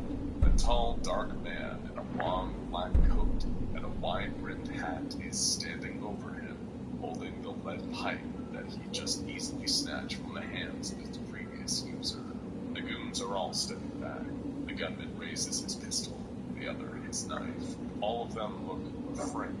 The man on the ground doesn't know the stranger who just saved his life, but in his presence, he feels something wash over him that he hasn't felt in a long while. Safety. It's him. It's the Spectre. You wretched villains, do you know better than to pick on the weak, a bunch of tough guys like you? How about fighting someone your own size? In a blind panic, the gunman raises his pistol and fires. The Spectre moves like smoke in the wind.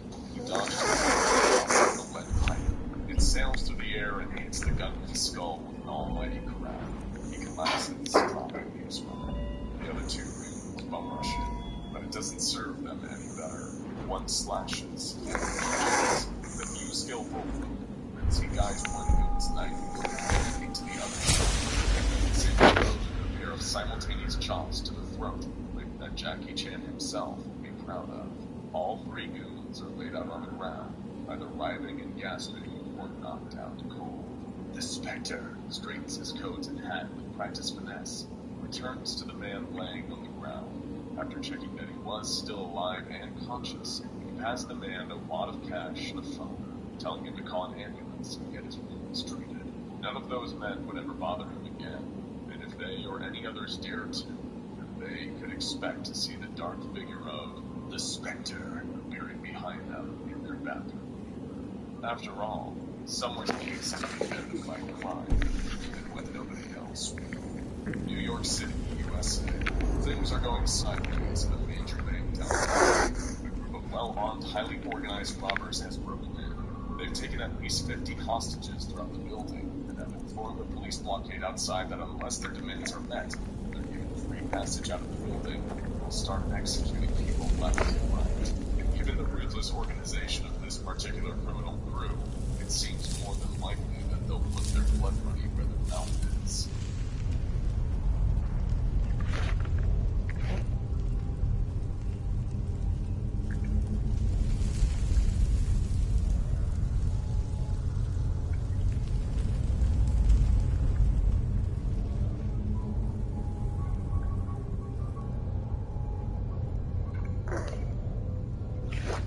Squad cars form a horseshoe blockade around the building outside, armed with handguns, shotguns, and assault rifles. Police snipers are finding their ideal perches in the surrounding skyscrapers. SWAT is on the way, and a police helicopter is However, even if everything goes right, the higher-ups know that some fatalities are basically inevitable.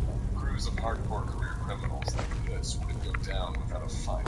One way or another, some lives would be taken today. Another transmission is delivered from the inside after that. Robbers know that time isn't on their side, so they're flipping the script. 5 minutes exactly. If their demands aren't met by then, blood will be staining the bank's immaculate marble floor. The negotiators on the front line are in a cold sweat. 5 minutes? No, that isn't enough time. We can't mobilize. There'll be a massacre in there. How could 10 greedy maniacs with assault rifles pull the rug out from under them all like this? Panic thoughts swing through the minds of him heading the blockade. He can't concede. His superiors would never allow it. Does he wait 5 minutes and see what happens? Or authorize his officers to breach the front doors, try to reclaim the bank, and potentially create one of the worst bank robbery bloodbaths in New York City history? Damned if he does. Damned if he doesn't. And every second, the time to decide runs out.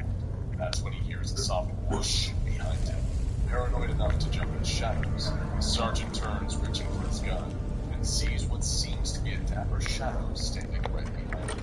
A tall man in a black coat and a wide peaked hat. No face, just darkness itself underneath. The stranger places a call and suddenly a sense of trust like he hasn't felt in years just sets in. Somehow deep in his marrow, he knows that this man is here to help. Rest assured, Sergeant, everything is under control now. For I, the Spectre, have arrived to save the day. How many criminals are inside? Sergeant murmurs, 10. The Spectre. Worry not, Sergeant. No one will die today. And with that, we go to his very names. Inside the bank, the Roberts checks his watch. 2 minutes. Still no word from the cops outside. He's starting to lose. Customers crouch around him with their hands behind their heads. 5 of his men are out here keeping the situation under control. The other 4 have cracked the security on the vault, calling out money from the bank. He sneers. Thought crosses his mind that perhaps if he takes out a hostage or 2 now, who's out there might actually take his threat seriously. That thought. The lightning yell deep. Their shoulders is assault rifle. Men are shot by the sudden yes, their laws and tight this. One small the hostage wanted to check his balance. He's got to get up. Arms, 60 guns. Spot down. Get away from me! Gun down. Stay out.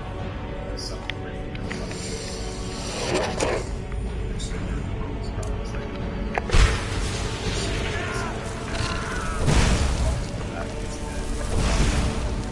Don't let it get me!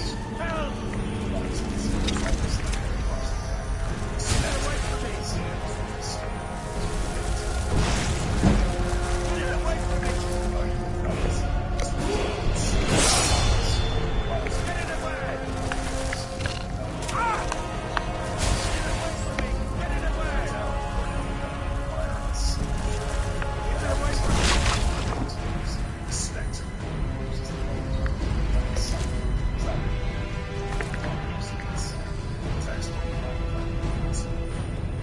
Don't leave me for arcade's sake. You, over here. You did it. You killed him. Now cut me down before anything else shows up.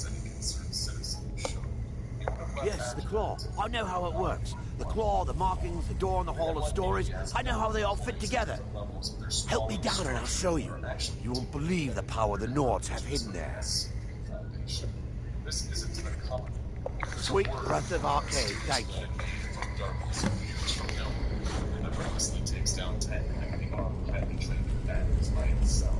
And that word was anomalous. Knowing what this mysterious combatant was capable of. Get me out of here! It's coming loose. I can feel it. Sent in to get the situation back under control in the aftermath. However, why should I share the treasure with anyone? Never should have. He understands that the men here to apprehend him are servants of law and order, not to find their will, but he pleads with them to reconsider. You don't understand, sirs. You're making a huge mistake, he says, distraught. I'm here to help. I'm the Spectre, defender of the innocent, scourge of the evildoer. You can't lock me away. You can't. The people need me. As tragic as it is to see a genuinely benevolent anomaly beg for his freedom, Mobile Task Force's hearts have long since hardened to this kind of thing.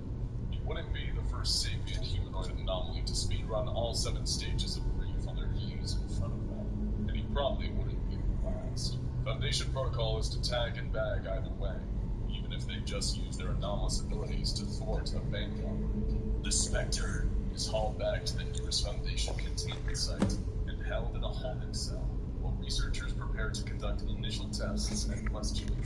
Everything seems so run-of-the-mill. Little did they notice, something extremely strange is starting to happen to New York City beyond the containment chamber's walls. They're about to learn the true, devastating consequences of keeping a pure force of good light like the Spectre. Locked up. Like a switch has been flipped, nearby police suddenly become oddly listless. Instead of working, they just chat with each other and random citizens about the weather. Some watch SCP Explained on their phone, while active robberies are happening. A man is mugged right in front of a squad car, and the cop inside just listens to his Van Halen CDs at max volume. In actual precincts, the on-duty cops start to wonder why on earth they're actually here, in this building, all together, listening to phone calls from weirdly panicked people and typing up reports on stuff. It all just seems oddly confusing. They decide to go outside and watch clouds or go home and play video games. It doesn't make any sense that they're just standing around in here doing nothing for no reason. Across the city, strange incidents start to occur. People who so much as knock into each other while walking on the crowded New York streets begin to brawl with one another on the ground, when nobody around them even really acknowledges that they're doing it, let alone tries to break them up. Nearby, cars crash at the intersection. Rather than getting out to exchange insurance information, the irate drivers draw guns and start to duel like main characters in an old cowboy movie. Nobody really seems to mind. As if noticing a change in the wind, organized crime rackets decide that secrecy isn't the way to go.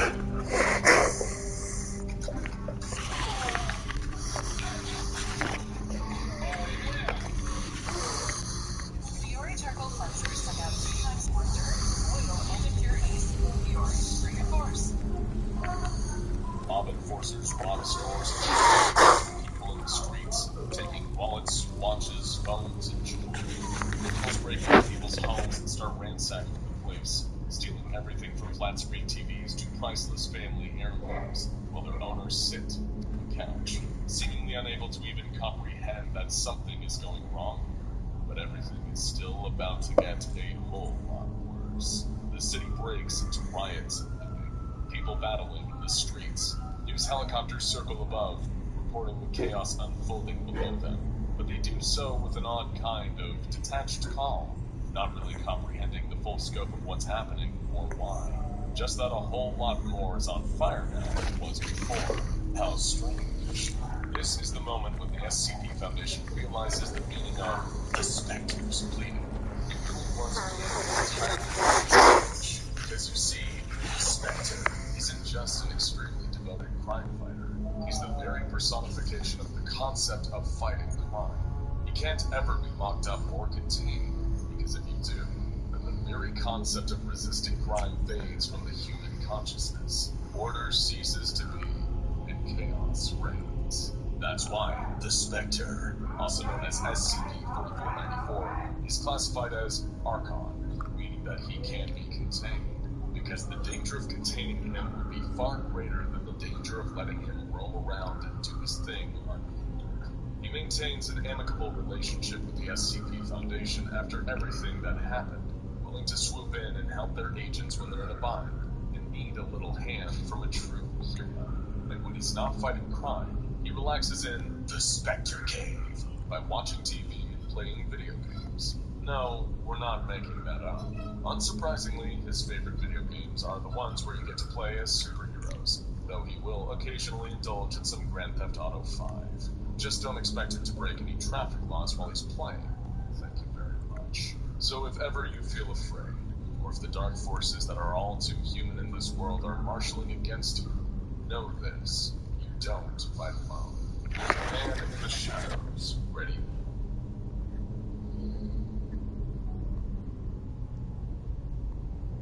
Another. What game do you get when you combine the space exploration mechanics of Elite Dangerous, No Man's Sky, the sandbox building mechanics of Space Engineer?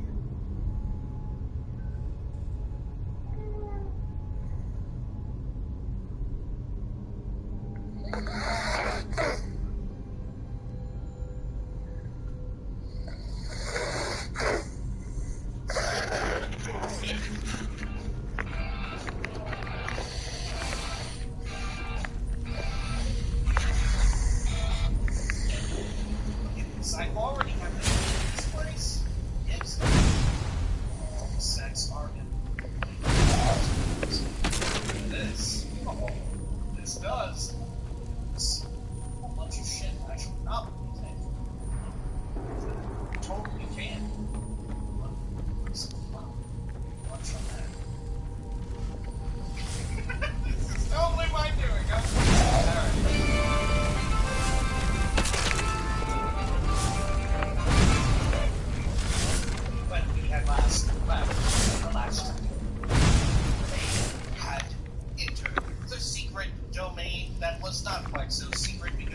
gigantic lighthouse beacon on top of it, but nonetheless it was the domain of Meridian, one of her many shrines and temples.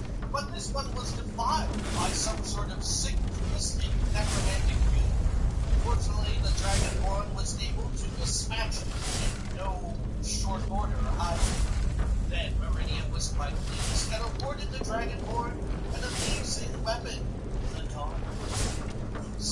After retrieving that cool sword, did the Dragonborn travel up to Solitude, where they met with a whole bunch of people, vendors, and merchants in the town, only to be finding out that indeed everybody there had a little something going on. But nonetheless, it was time for another major prince to receive their due. It was time for the Dragonborn to finish some stuff with another dangerous prince, just as the case was with Meridia. Indeed, the Dragonborn was ready to make way for Clavicus' file up in the mountains. This is the Elder Scrolls V Skyrim. Welcome back. Let's go on up there, huh? Let us bring up our map, make sure we know exactly what the hell we're doing. We're going to push our ass from Whiterun through Riverwood all the way up here to Clavicus Files place, right? Shouldn't be too bad because we're going to take this horse. Where's our horse? We bought one. We somehow had a stolen one somehow. I don't know. They're all gone. Who knows where they're at? But nonetheless, this one now, mine. Let's go on up here. Very good. Now, there was a dragon over here. Like I said, between videos, I'd be doing a whole bunch of stuff. My goodness, did I do some stuff in between videos? Ooh, it was long and arduous, but nonetheless, the fruits of my labor will be revealed to you in due time. But, yeah, I came over here and sold some stuff off at the fence dude. Real dude. Yeah. Guess what? There was a dragon, but a little wet. So, I don't know, I guess we're due for one soon? Who is it? Nonetheless, here, let's take a quick peek at all my equipment, because I did do, although we look nearly identical, or exactly identical, we are not at all. In fact, we have taken perhaps our last and greatest leap of power. We'll probably have more bits of power that come to our character that make us stronger in battle, harder to kill, all that stuff. But this will be perhaps the last really gigantic. This, our weapon. Finally, I have named an item. Orange Vengeance, right? I thought it was very good, and I enjoyed the alliteration. I was very tempted to go with Queen Mary's Revenge again, but I figured, hey, let's turn it up, right? Let's mix it up. But nonetheless, as you can see, we did unlock our dual enchanting ability, which, holy shit, it really is amazing. And we've got this now pumped up in a major fucking way. You'll remember, our last axe, last time, was only like 100-something damage. We have literally somehow managed to, maybe not entirely, but approximately double the damage per swing on this fucking ship, right? And not only that, but last time, or maybe not last time, but a while ago, General King Zoe 22 wrote it in and said that it needed purple axe speed and great. So, the absorbed stamina effect can be quite good. However, this is now thinking of Volantron, right? My bad. But Volantron, which we brought up when we got it, has absorbed stamina, which is quite nice. However, you don't need 20 absorbed stamina. So, we should have infinite stand usage abilities in combat, right? This is just the best shit we're ever gonna get, huh? This is probably it. This is probably gonna be the dope dick that we can see. Nonetheless, who knows how many creatures will even survive this shit. Now, also, our actual armor as well. Also, all of the armor ratings a little bit higher, I believe, since our last base. But that's not so important. Let's make sure we were already already at the armor. But the important thing here now is, as you can see, spell cost reduction, as well as desruction. Chest, with our boots, 15% more one-handed damage. Oh, shit, that's wild as hell. And carry weight, 46% better. Double down, double chest, and read the book about it. Gauntlets, similar there here. Lord, it's amazing. Jesus, just from our shoes and our hands, we do double damage with our bullshit. And last time, I don't even think we had extra damage on our no, we did. We did have it on our armor piece on our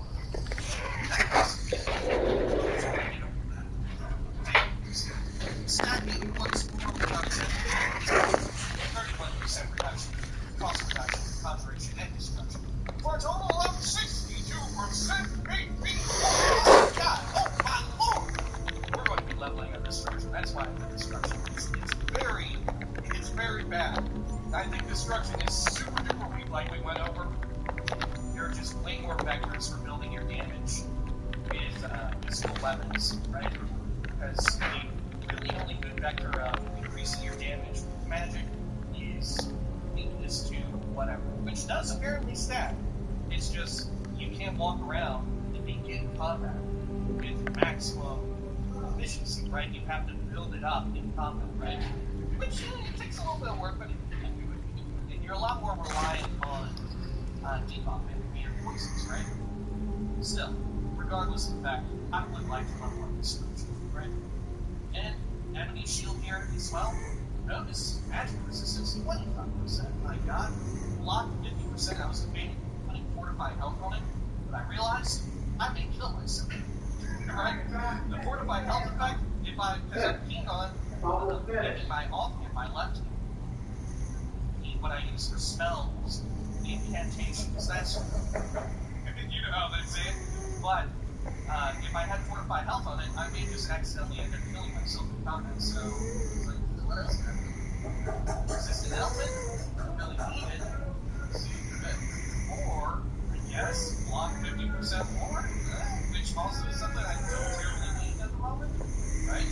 I don't know. I'm not sure what I want to put on shield. Maybe there's more shield features. I'm not sure. Nonetheless, a ring here, 1 to 5 magic resist, one-handed attacks 50% more. And our current necklace, same exact thing. Holy shit. So, we're 60% more one-handed attack damage. Yes. And we're at 75% total magic resistance, which is going to be actually at the cap of 85%.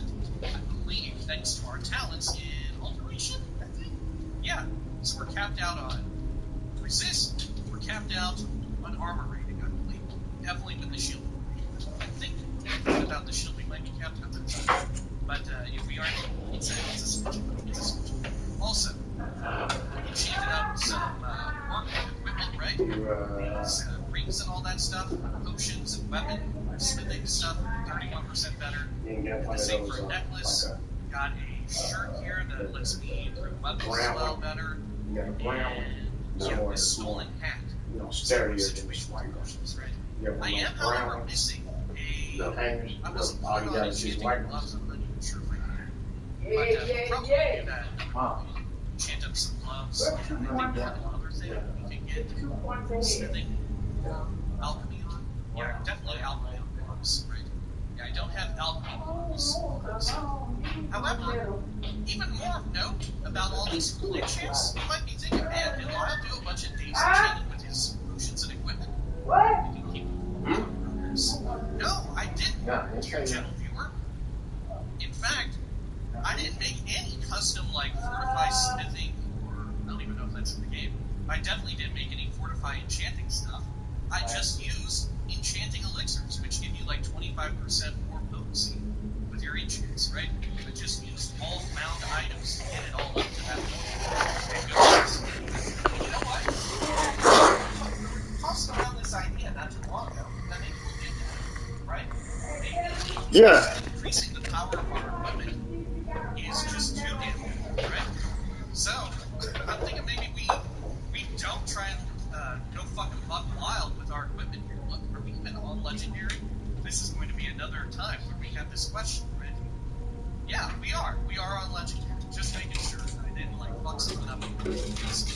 But yeah, we probably don't even need to do this outrageous stuff unless we're going to like have an ultimate, super ultra dragon land before us and just swing my axe once and it falls over dead. Come on.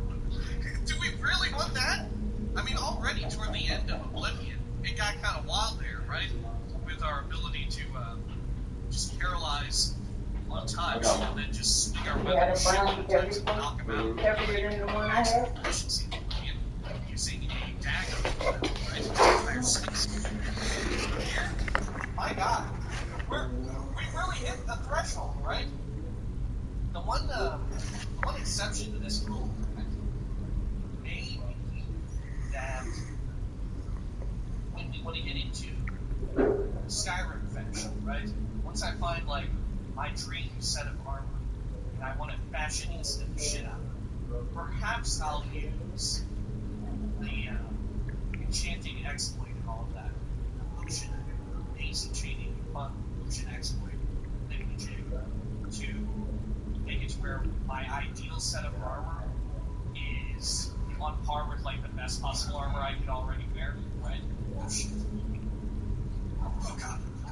There we go. Yeah, gotcha. Good. But yeah, we might do that. That way I can still have... It'll be essentially like a transmutation or transmogrification. So we can wear what armor we want to look at, but we can have the stats of the armor that we actually do, or even have the potential. Right?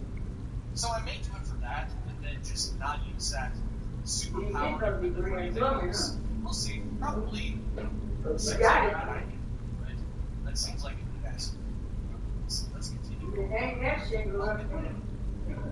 But like I said, any more power we get will just be like inching us forward in one direction or the other. The biggest thing that we have to look out for right now is poison. Poison of any sort is going to be incredibly deadly.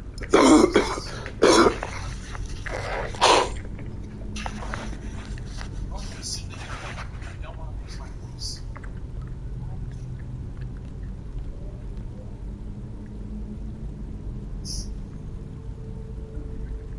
Shit. I was about to shoot my horse's butt. Aura hunter. Why can't I leave her pocket? Because she's hunting a little dude. Is it big rabble? Shit, it's gone forever away. Let's get this horse back. Go. Okay. See, we may as well get your pockets. Because we're about to get a lot to do. Smart this over. Alright, she's out of combat. You know what? It's fine. Let's give it a shot. This is just a normal call. Let's see what we got.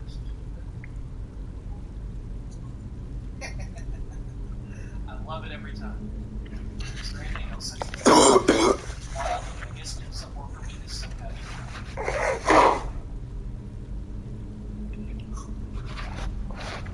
Oh, we're playing some dangerous games out here, huh? I mean, what's the worst that can happen? Yeah, this is wild. My blood is like pumping right now. Oh, I just asked. There we go.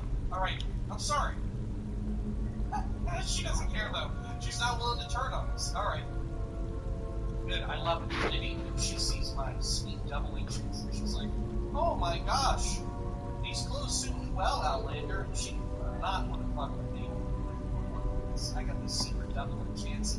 I had to learn to become ambidextrous just to apply the enchants. What's going on here?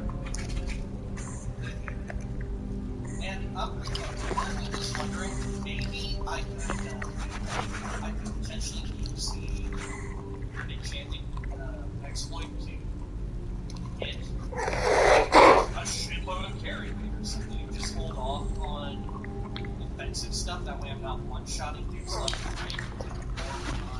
and right.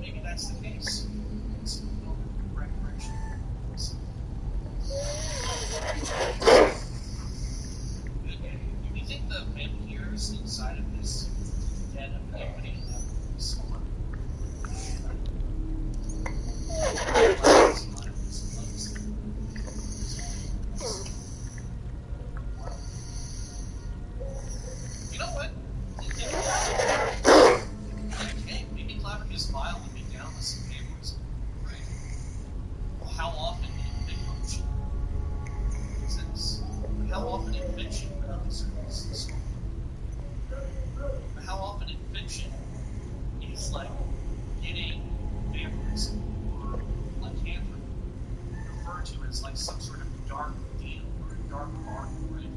You can see if there's room for cloudy meat within the danger prints associated with humans. But such is not the case. They went more for like, oh, this is just evil. This is just evil. And people who are about good must constantly impress them. That's achievable. That's true. Alright. Hey, more shit. Can I just run this whole force up in here? No, I can. Dismount force before going through the door. What if I just... Come on. See ya, friend. Oh, look, there's another horse now. Is this Friar Mabel? No fucking way. Is this Friar Mabel? No, this is some random ass horse. There's some dude down there. Did you hear that? Oh, look. Was it another hunter that I can still shoot? I bet it is. Okay. It is. Cool. Alright, what have you got? He's a lot more perceptive. Here.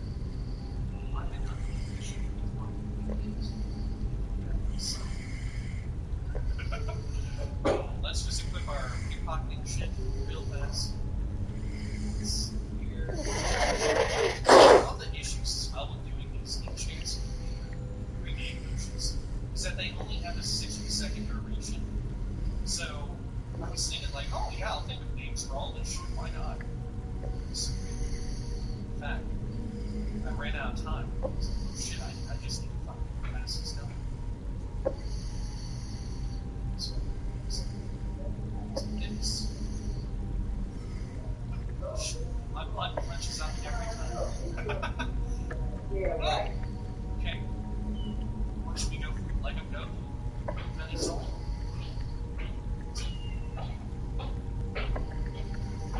How have we not gained any money called yet? Wow, we can just take everything from this thing. Should I take a haircut with my hair before too? Because I'm basic. Oh, shit. Alright. Okay, there we go. Now let's re-equip our shit here. Alright. And this was a silver necklace. That looks like it has an emerald together. I think I made sure at the very least both of my good combat. It's our torpedo. So say here just this. Should be eaten up a bit. I think so. Got some pretty meat. Good. Satisfying. Alright. Have they returned? I don't think anyone has responded. I think we're all here. Keep our weapon drawn, just in case it is. You know what? I can hold a torch now if I want to. No, I guess I don't really want to. What a waste, right? Holding torches. That's so a million levels ago. Here. You know, thanks to being a legendary difficulty, our level is actually like our equipment level. I guess our item source, so to speak, is reflective of how much time we spend in the game, right? Definitely not our quest progress, right? Because we're just walking around it. So, do I even remember how to get to this? I don't know if I need. Alright, bandit. You already looked through all that? You sure you had a great view. Okay, here, this is it up. Hey, Marche. Good. I think that was just Ilya drawing birds. Anything? Spider lords in return? No, I don't think so. Okay. You're warming up in this deep perception. Okay. And it should be right over through this area. No. Right over here.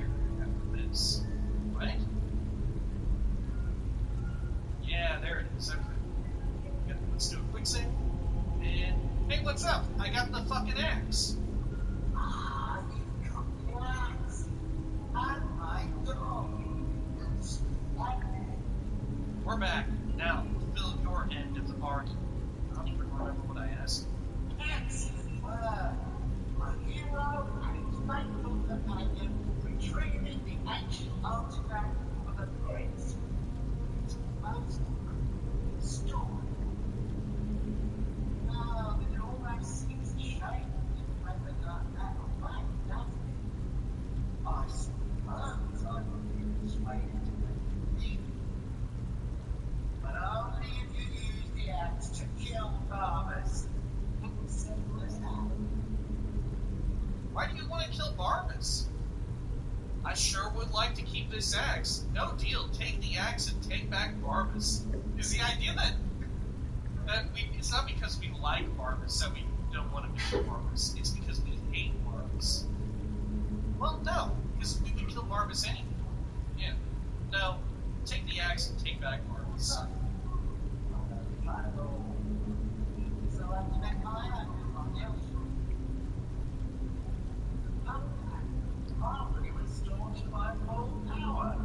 There's a whole world just waiting for me.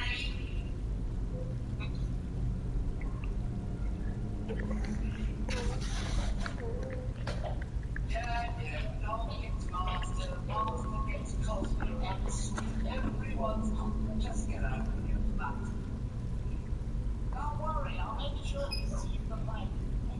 No, I can trust Okay. Oh, right. Yeah, Barbas got a video.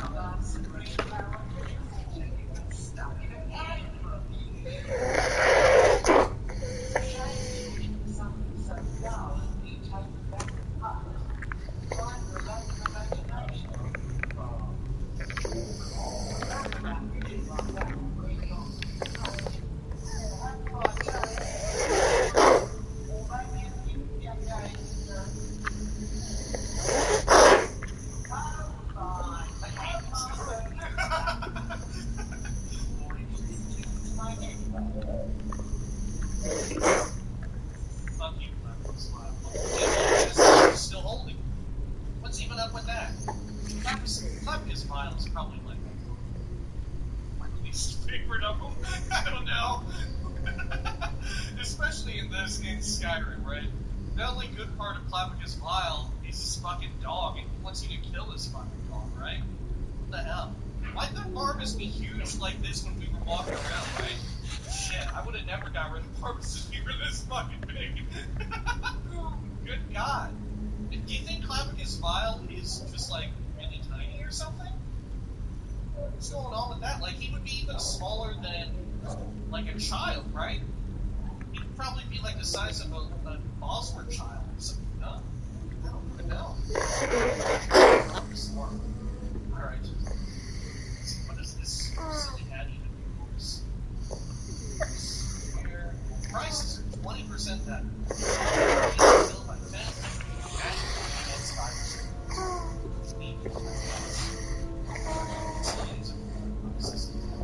Not that we're really super duper for money. Right? We still got plenty more money to spend. Okay. Let's see here. You know what? I did not refine my new shit. Alright. Let's see. Now, what do we need to do? We need to fuck off to Enthiers here. How the hell do I do that? Where the hell is Enthier at? All the way up top, right? At Winterhold? Good God. Okay. I guess we have to go back to... Yeah, we would have to go back to White. Shit, but since we're in this area, we could hit up this, like, vampire portal, right? Bloodlet Throne? Or Fort Dugrod? What did the people of Falkreath want? Let's see, Trader's Post. Strange Vagrant. The Ledger Intel. Deliver the Amulet. Gauntlet. Okay. Delphine and Riverwood. Some stolen books. Read the notice of sale. I guess it must have been Speak to Soldier about some shit. Oh, you know what? We can hit up Ember Shark Mine on our way back. Destroy the vampire bee god. So where are you at, bee god? Oh, that doesn't tell me. You have to retrack this. Then, this up. Oh man, you're at this one. Well, that's a little farther out of the way. You know what? We'll just go to Ember Shark Mine. Fuck that. Alright. Because it'd be quicker if we just went over to Altmer and then traveled this shit, right? I think so. Like, it looks like you can go up this way, and sort of in the shape, upside down hell. Okay. It's going down. Hey, is that horse still around? That would be great. That hunter and their horse. Let's take before it frees my butt off. No, I don't see him. Alright. It's getting pretty fucking chilly. It's her. We can make a pit stop at the Stormcloak camp and get our shit on, right? I feel like it made me slower when I stepped my body. Am I like tripping balls? Oh shit! Oh my god! Hashtag blast. There we go. Detected by someone, but I don't hear shit. Alright. Let's go for our Mabel. Fuck. Oh, there he is. Oh, there's the hunter. Whoops! See you, dude! I'm getting the hell out of here. Alright, maybe we shouldn't hit up the Stormcloak camp with this guy hot on our heels. And we don't really need to now that we got the horse, right? Okay. Yeah, I think doing this at Ember Shark Mine, was this the one that will get us the Valkyrie's house? Or am I mistaken?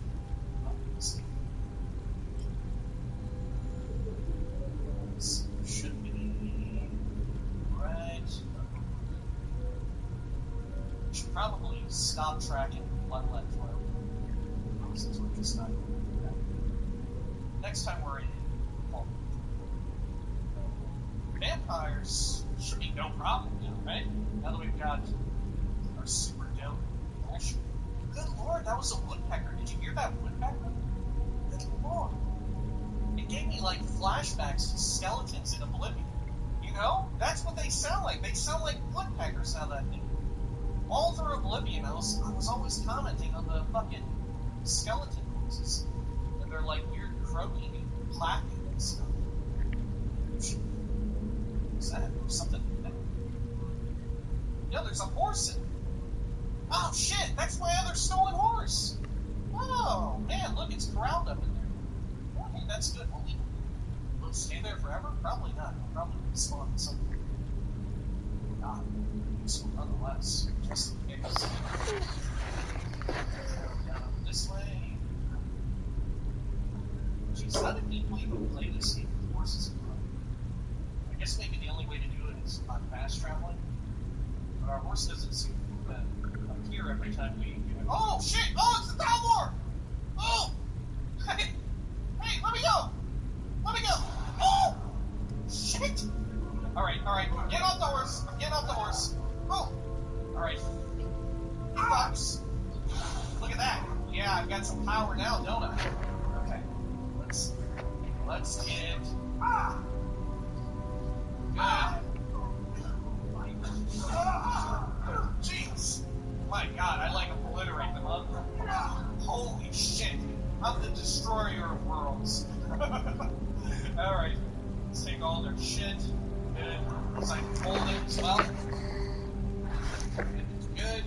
And you know what? Should we do like a wizard's battle? Check this shit.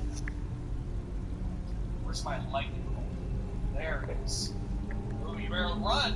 I'm the power wizard, dude. Yeah!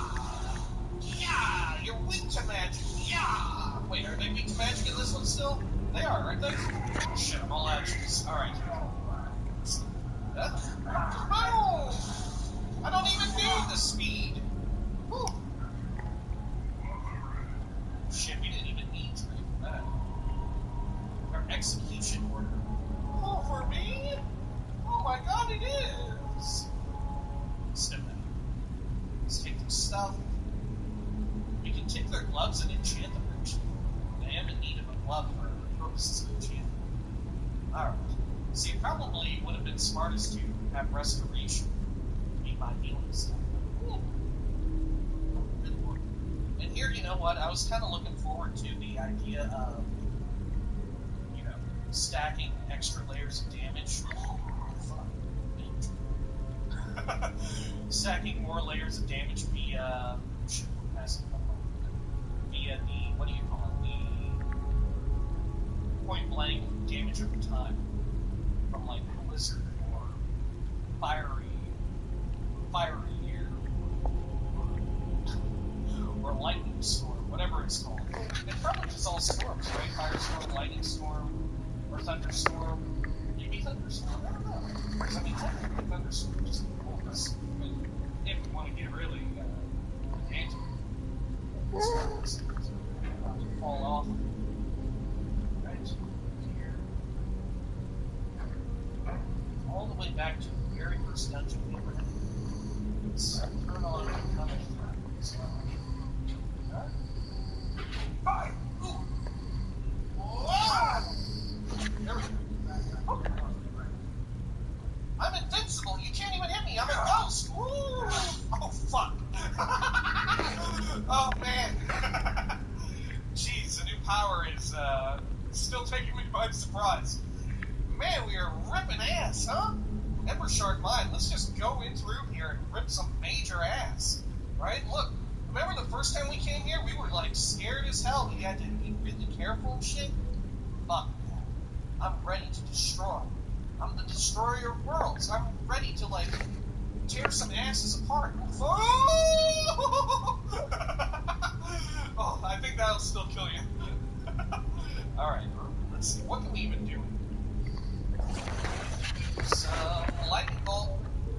Oh, I'm moving. Man, I one-shot him, huh? Or at least almost. Let's see, because you know what? Although we don't need the speed, it's super duper unsatisfying to go so slow. Oh! Yo! Y'all are just basic ass bandits. Jeez, and this is without any, like, wild ass investment. Like custom potions and shit, right? This is all with just found shit that we found in the world. Oh my god. Alright, hey, look at this. Who's this? Scared. Let's get left-handed on this. Oh, look at that. Left, and that's good. Okay. Hey, you know what's good about this place? Everything has returned, right? I think all of the loot is probably respawned as well. Also really nice. Okay. Else around here, you don't want to be really encumbrance efficient. Wouldn't we just like get a super duper pickaxe or encumbrance axe and just walk around using that? But no, we can't do that because of course we're entering like the end-game phase of Skyrim as far as business. And we have to instead be fashionable, right? We need to be fashionable at all costs. Fashionable, no matter how much money it costs. Oh my god, we're outrageously powerful here. I've already had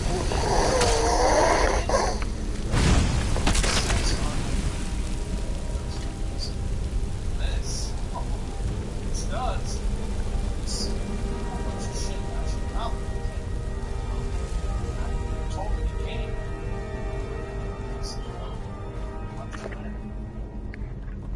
Yeah, this is totally this is totally my doing, huh? Alright. Good lord, for a split second I was like, oh fuck. Just a barrel full of like 500 different baskets and shit. Oh jeez. If anything, maybe I should just throw the key away. Okay. That way we can just get things. So here, nobody out there.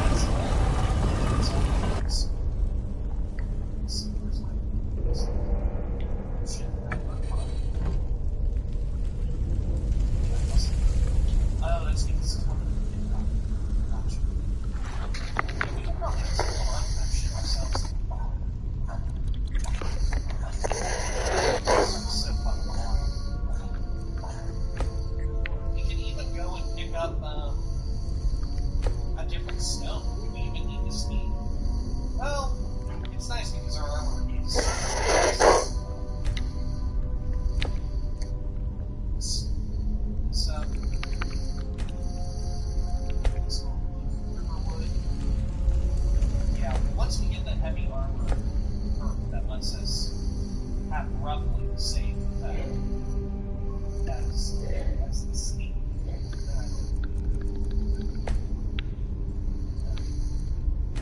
can still make do, but man, I love the extra. And then we can also. Oh shit! I forgot to take a sneeze. Oh shit! Hang on, let me go back in. Oh god, is that still accessible? Shit, that's a free room. That's a free room. Sleeping in those bags. Wait, take me back. Oh god, where is it? Is this it right here? Oh, this is it. There we go.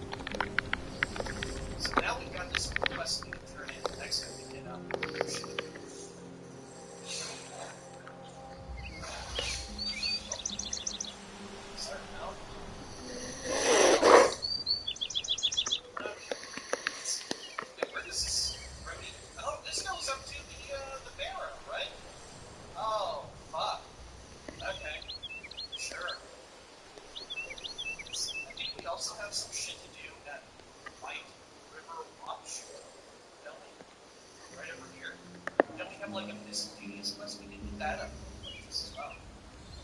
There's hints of miscellaneous. This one, very versatile. Talk to Aventus. Yeah, what do we have that's inside of that area?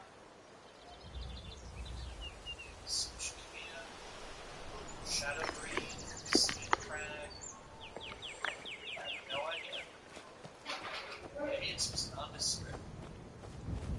Huh. Weird. Sure. But, you know what? Let's go up to Snowy Peaks, right? Let's go check in on it. See if that pushed. No.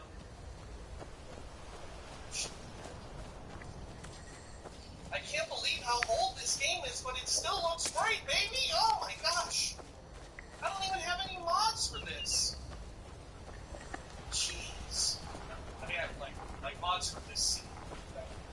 Taking that. I do have mods installed. It's not ones that would make this scene. So. Is the special edition, right? Build off the back of Progress. Or vice versa, actually, right? It's the other way around. Fallout 4 was built off the back of Progress being a special edition. Right? I believe that's it. Let's go on up here.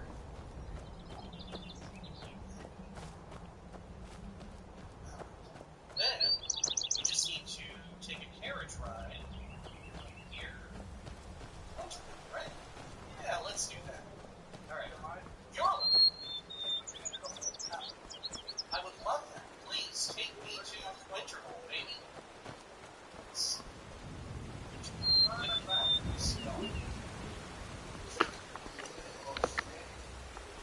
Alright. See you over there, Ilya. She's out to bring and fly away. Good stuff. Oh, you know what? We don't have Marcus in. That's what we've been missing. These incessant arguments, right? Hey, this is of course.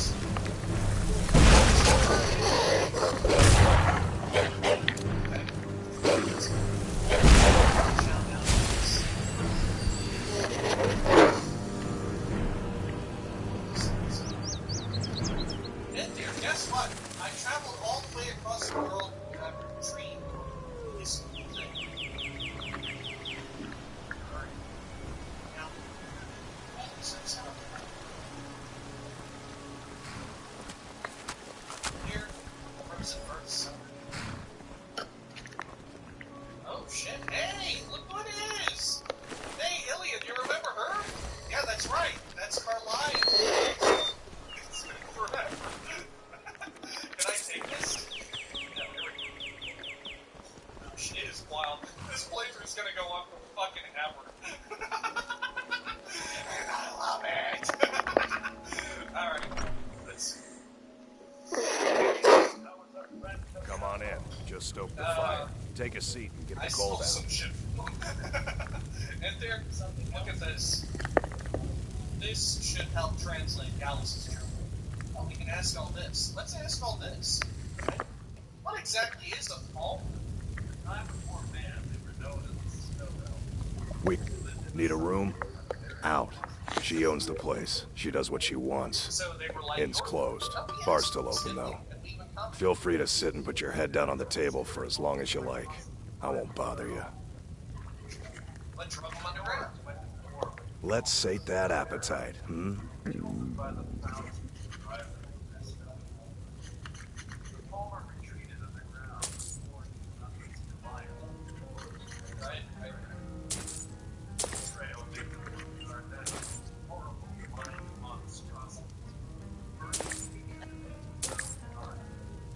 Jeez, in this quest stage, they sure do want you to get a lot of information about the fall. Weird. They sound more like victims to me.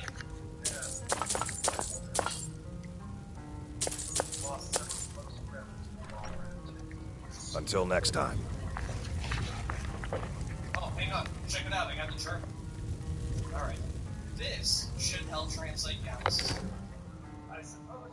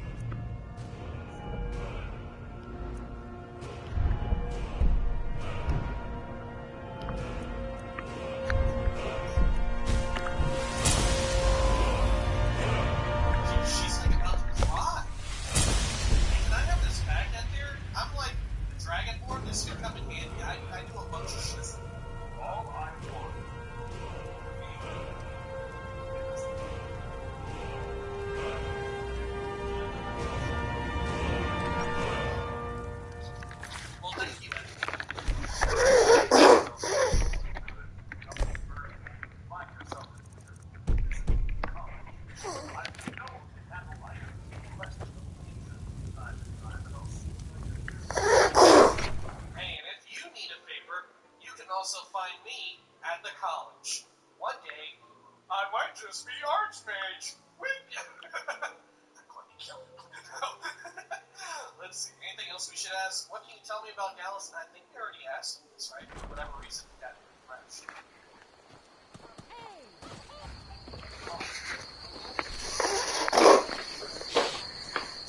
Okay.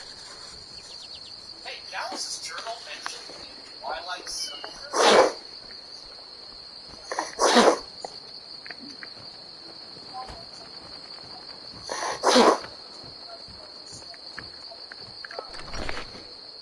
Why does it require that type of protection?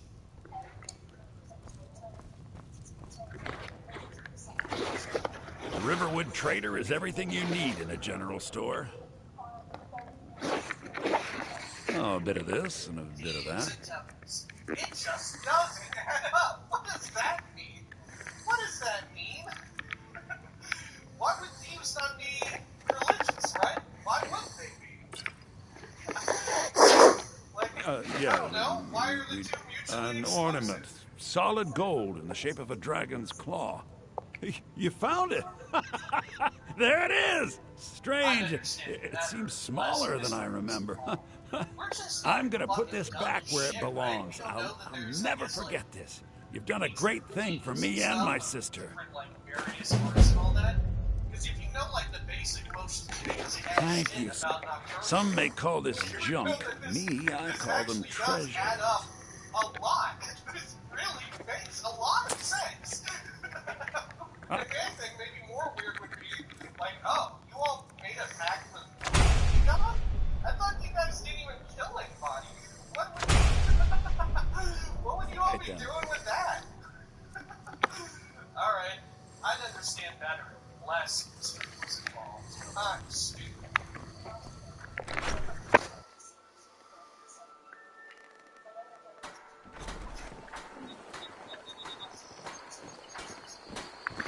Okay, I mean, I don't really have much of a choice, because the other guy, tried to kill me. And also, you did save my life. Very well, you do it your way. So,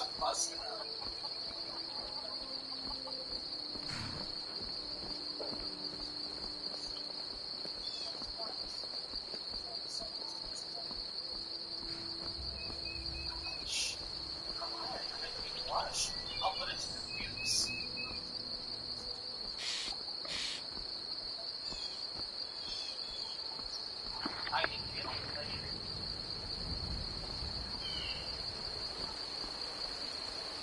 Carlisle,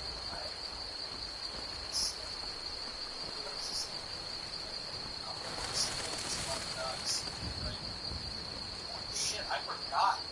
The nightingale blade is actually fucking legit. Yeah, and the whole, like, yeah. Eventually, when the nightingale stuff, eventually gets nightingale armor. Yeah, I forgot. That shit is actually really good. So too is the weapon, right? Jeez. Yeah, absorb health and stamina. Whoa, much. Alright, can I take this back?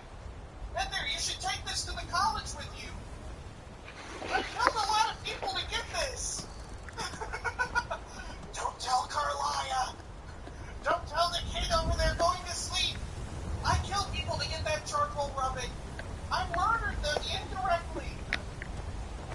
Let's steal this. You know what? No.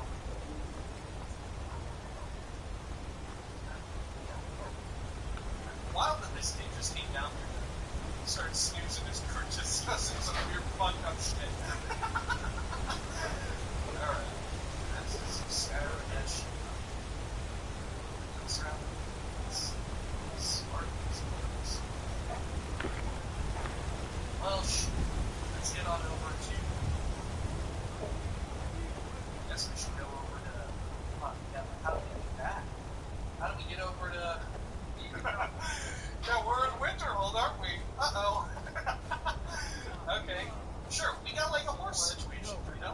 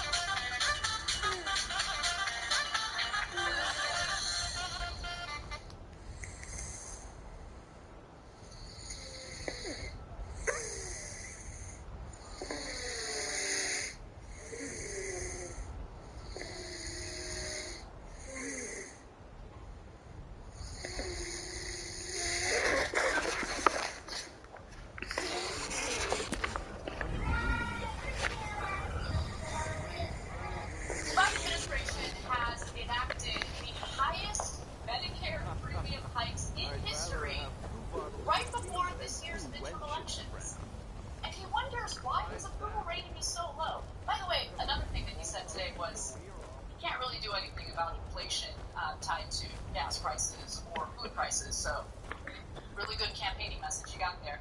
Now, let's talk a little bit about what he's been doing with Medicare, because it is pretty disastrous. In June of 2021, Biden's FDA ended up approving a drug meant to treat Alzheimer's known as atone. And the problem with that drug is that it seems like the FDA kind of rushed through the approval for it. There are some mixed studies as to how effective it is, and the cost of the drug, as you can imagine, because we live in the United States, is pretty astronomical. So after the Biden administration's FDA approved it, and even after all of the scientific disputes about the drug, the administration used coverage of that drug under Medicare plans to justify a pretty significant price hike for Medicare. So November of 2021, the Centers for Medicine and Medicaid Services, which administers and oversees Medicare, approved the historic 14.5% premium increase for all Medicare beneficiaries. The announcement noted that, among other reasons, the hike reflects the need to maintain a contingency reserve for unanticipated increases in healthcare spending, costs, and specifically for the Alzheimer's drug that I mentioned earlier, right? And so, again, they used that drug as justification for this insane price hike. A few days later, CMS revealed that the projected cost of atone was alone responsible for half of the premium increase. The resulting outcry led to the manufacturer of the drug, Biogen, to halve the drug's price the following month. Now, by the time we hit January of this year, Health and Human Services Secretary Javier Becerra, or Baccaria, as Biden likes to call him, called on CMS to reassess those premium hikes this year, right? And then by April of 2022, Medicare instituted strict rules regarding who could receive atone under its plans. Come back to me for a second. Let me be specific about what those strict rules are, because I wanted to dig in deeper and figure out what they meant. They would only cover it if you're taking it as part of a clinical trial. Which, by the way, if you're taking the drug as part of a clinical trial... Why are you paying? Yeah. Well, that's your trial. I'm the guinea pig. Yes, I might be interested in it because it might help me, and there's no other drug available that it might help as much. That's why we signed up. But it's a clinical trial, so you could make billions in profit. Yeah. And that's the one thing covered? Wow. Yeah. In other words, they didn't cover it. And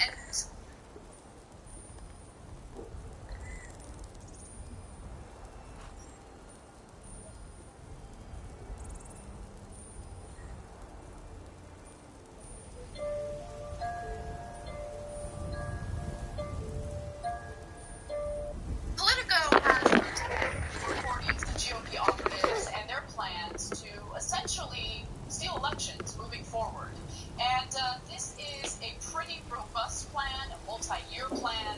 The plan, in fact, as outlined by a Republican National Committee staffer in Michigan, includes utilizing rules designed to provide political balance among poll workers, to install party-trained volunteers prepared to challenge voters at Democratic majority polling places, developing a website to connect those workers to local lawyers, and establishing a network of party-friendly district attorneys who could intervene to block vote counts at certain precincts. Now, Jake's going to get into the weeds on how this is all going to work, but let me just note something. This is a very clear, detailed plan. I have no doubt that they will execute it. I also have no doubt that even with this information, Democrats will do nothing to mitigate it, nothing to stand in the way of it. They will sit back and allow this all to go down, giving Republicans, giving the right wing an upper hand in essentially rigging our democratic process to their advantage. Yeah. In fact, I'm going to get to what I would do as opposed to what the Democrats are going to do, which of course is nothing. Just fill in the blank. Any issue, Democrats will do what? Nothing. So that part's the easy part. Okay, so why is this a concern? What's normal? Normal is you have poll workers in your polling station wherever you are. If you're in a heavily Republican area, you'll have more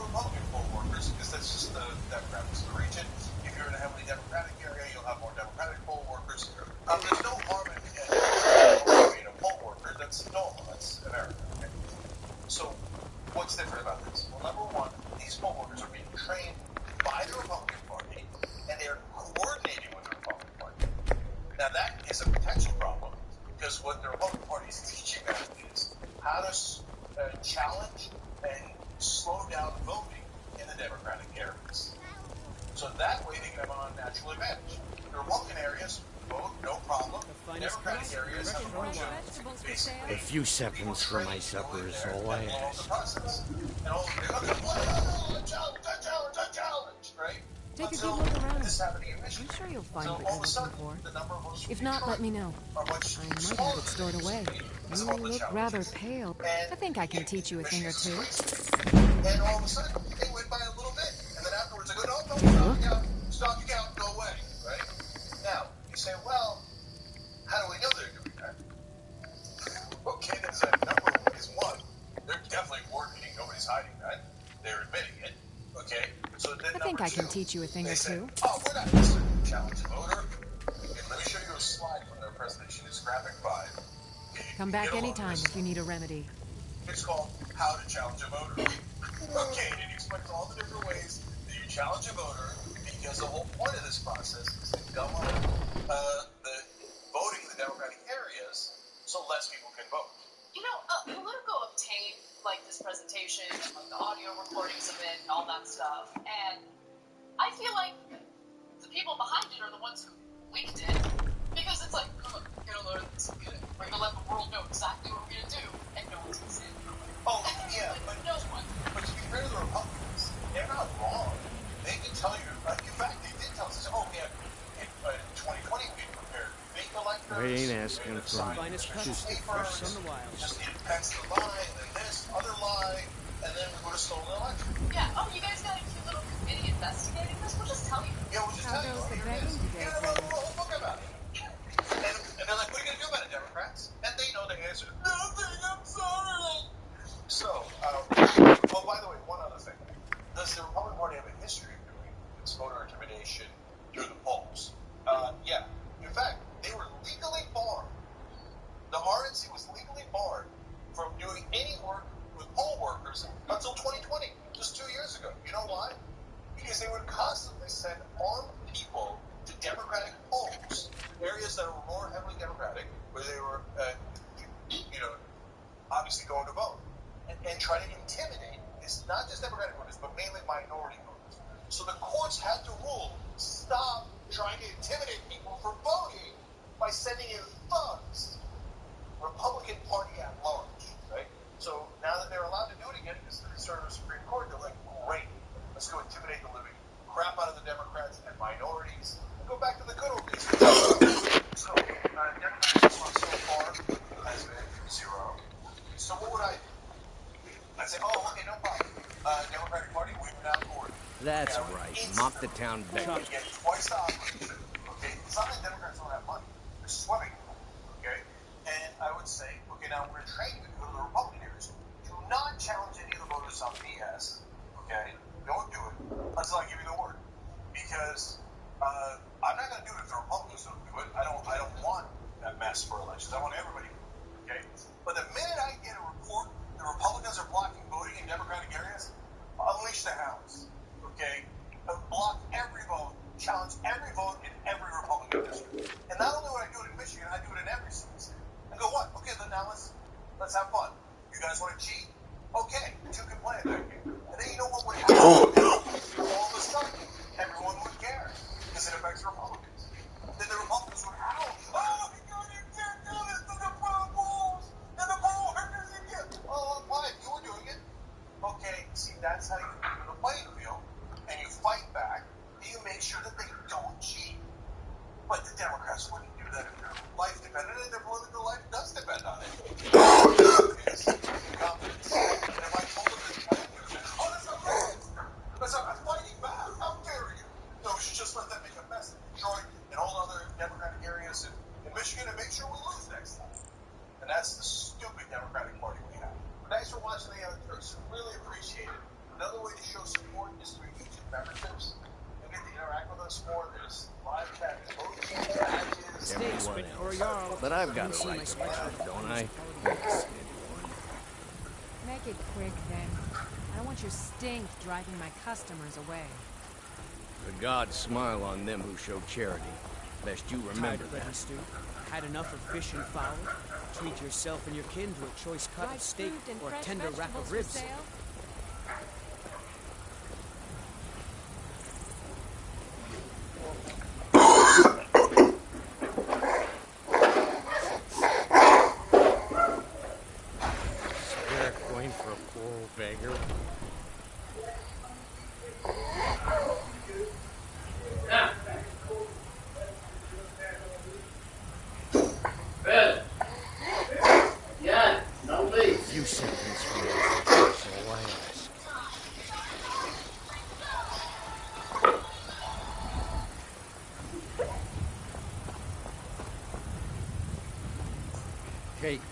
sir, and spare me a few seconds.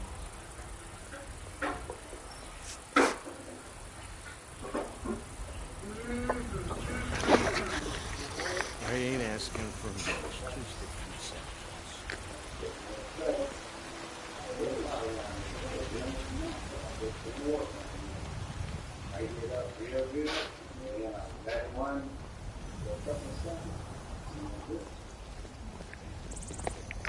You be the man, boy.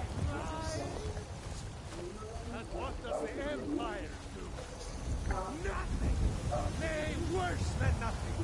The imperial machine enforces the will of the thalmor against its own people! So rise up!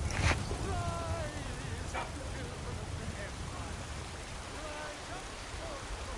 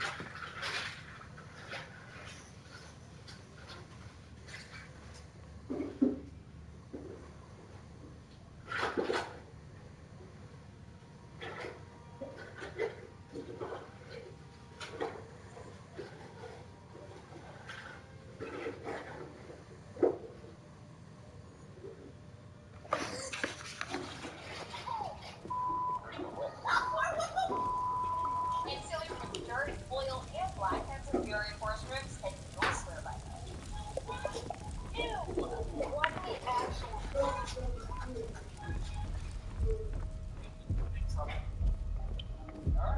You see, the terminology is clearly First Era or even earlier. I'm convinced this copy of a much... Ah! The Dragon Stone of Bleak Falls Barrow. Seems you are a cut above the usual brutes the Jarl sends my way. That is where your job ends and mine begins. The work of the mind. Sadly undervalued. So you're come to Dragon's Reach to discuss the ongoing hostility. Spells and incantations for those with the talent to guess.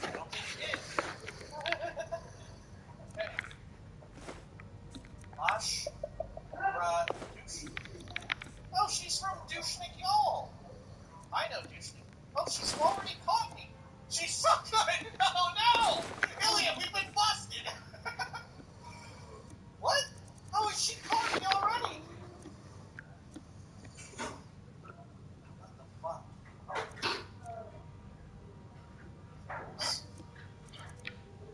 What did she catch me doing? How is she this good? Come on. You're kidding. She didn't catch me doing shit.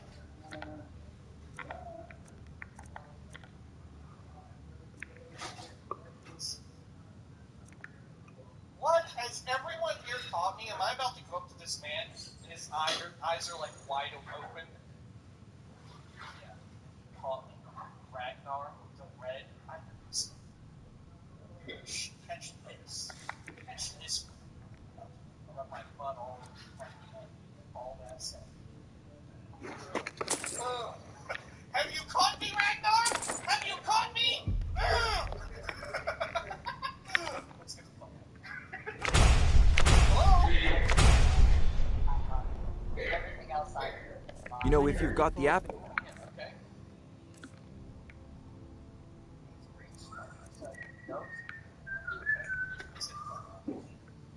There we go. I remember Douchnik Y'all so well because way back then, I'm married. You should join the Mages College Nice of work. Musical. Just send me a copy when you decide. Farengar, you need to... Because, as you know, I like it. One, a dragon is... Leave me alone. You should come too. The dragon. How exciting. Where was it seen? What was it doing? I'd take this a bit more seriously if I were you. If the dragon decides to attack Whiterun, I don't know if we can stop it. Let's go. What? I was like, oh shit, hey! You're not like some old-ass bastard or whatever. Let's fucking shack up and get married. You came from the Western Watchtower? So, I married... Yes, my lord. Tell him what you told me about the dragon. I want to hear about the dragon. We saw it coming from the south. It's fast. Faster than anything I've ever seen. What did it do? It's not... It feels wrong, because if her whole thing is that she's Is it attacking the watchtower? No, my lord. It was just circling overhead when I left. I never ran so fast in my life. I thought it would have come after me for sure. Good work, son. We'll take it from here. Head down to the barracks for some food and rest. No, that's disgusting. Don't put Here now. You better gather some guards now and get down there. It feels wrong. There's something not good about it. It was wholesome and nice in the moment, but no. Don't fail me. All right? There's no time to stand on ceremony, my friend. I need your help again. I want you to go with Irileth and help her fight this dragon. You survived Helgen, so you have more experience with dragons than anyone else here. But I haven't forgotten the service you did for me in retrieving the dragon stone for Farengar. As a token of my esteem, I have instructed Avenici that you are now permitted to purchase property in the city. And please, accept this gift from my personal armor. Kill this dragon before it can attack White. No, I can't afford to risk both of you. I need you here working on ways to defend the city against these dragons. As you command. One last thing, Irileth. This isn't a death or glory mission. I need to know what we're dealing with. Don't worry, my lord. I'm the very soul. Now I don't know. There was a lot of silver in there. Maybe I should grab it. Shit, look at all this. Maybe I will. Maybe I fucking will. You know what? I will. Wait, Feng's Gulch mine. Is this a different part of the mine? Hold up. Is this a different place? No. Joe, I think it is.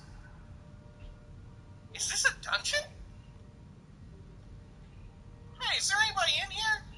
Oh God, Barbas, that was scary. There's some scary shit going on. God, I eat cabbages out of fear. There's some real fucking moonlighting going on. God, I don't think we're in Carthloski. We're in the cabbage mine. Okay, let's turn on the lights here. Shoot! There we are. No. Potato. Some other shit. Yeah. Yeah. You know what? I should have ate those potatoes. What am I thinking? That was a good move. That's something we should have done. I'm filled with regret. Alright, I feel better now. New potatoes, new cabbages.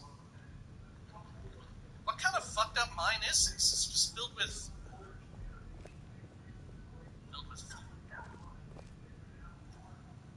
The music is very fucking ominous. Huh. Alright. F it, I guess. I'm just gonna dig through some shit here, dude.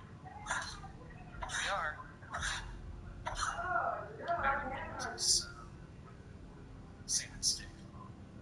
Satisfied. Let's hide a bit faster. Good. Love it. Okay. There we go. I thought that was a person. They had like little tiny legs poking up. Okay. Over here.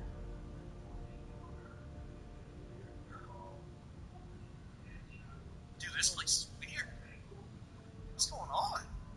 What is this little area? Why is it so scary? Huh. What the hell? What is this fucked up place? Oh, I'm still not wearing shoes, am I? Wow, how about that? The future is now. Oh my god. Wow, that's the fucking sound design there. How subtle, but noticeable, right? Jeez, listen to me. I was able to fucking tell. Not even by checking. I just heard it. Damn, the future is here. Holy shit. Let's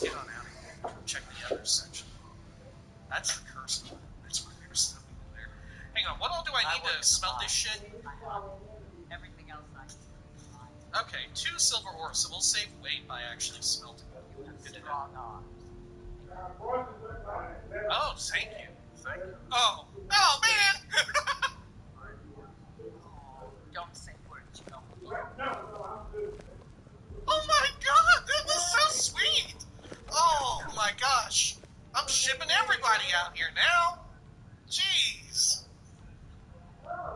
Jeez, man. Fucking old, bald bastard, Ragnar. Started blushing, but she was talking about him. Shit. Made a damn fool out of him. Motherfucker, cry myself to sleep tonight. Alright. Let's see, turn this shit on. Good. Beautiful. Get all this great shit. Man, there's a lot of... I was about to say iron ore. It's silver ore, baby. Alright. Up over here. Look at this. Even more. Even more. There we are. Holy shit. We're gonna, like, max out our blacksmithing thanks to this shit, huh? Where's the gold ore mine? Where's that at? I think there was one somewhere in the fuck around the main world. Damn if I remember where it is. Alright. Well, this is problematic. Should I just, like, pop one of my carry weight potions for this? This seems like the perfect thing, right? Let's do it. There we go. Alright. Let's gather up all the ore and then we'll go out and take care of it.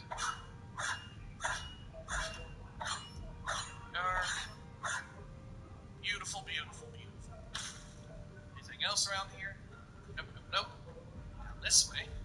There's definitely some in this area. Oh, nope, that's just some weird rock that I like for some reason. Everybody's hard at work getting their shit. Alright, anything else? There we are, the last deposit. Great. Sorry, I'm just trying to get the ore, Belloc, or whatever your name is. Am I getting it? There we are, I'm getting it now. Oh, there's a lot in that one.